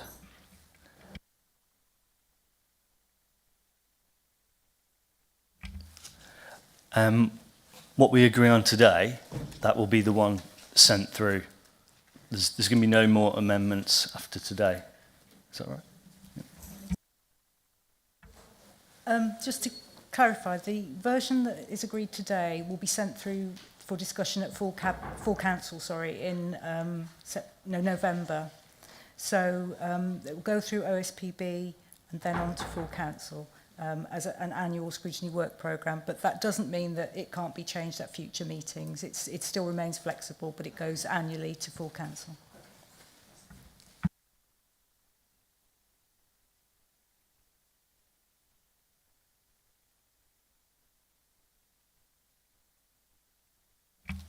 Okay, yes. If you turn to page 121.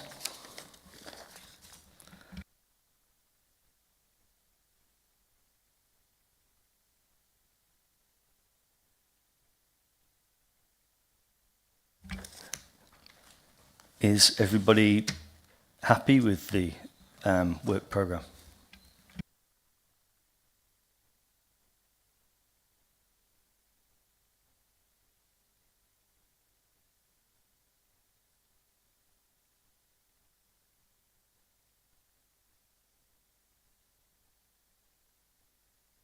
Yeah, on the basis that we're able to change it going forward, then yes, it's absolutely fine. Because I'm sure that there will need, according to some decisions that may or may not be made, we'll need to prioritise some of the items going forward. So long as there's no restrictions on when we change it and which parts of it we change, then it's absolutely fine, yeah. Yes, I apologise for not explaining myself properly, but I just wanted to make it clear that it's got to be moved. Sorry, just on that so that I understand, because I'm still fairly new to this. So is it indicative or binding? No, it's not binding. It's not binding, that's all we need to know, really, isn't it? Thank you. Okay, so we're all in agreement. Okay, thank you.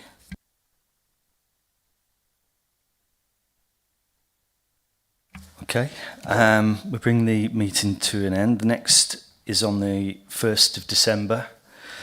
And, yep, thank you everyone for coming, and have a nice day.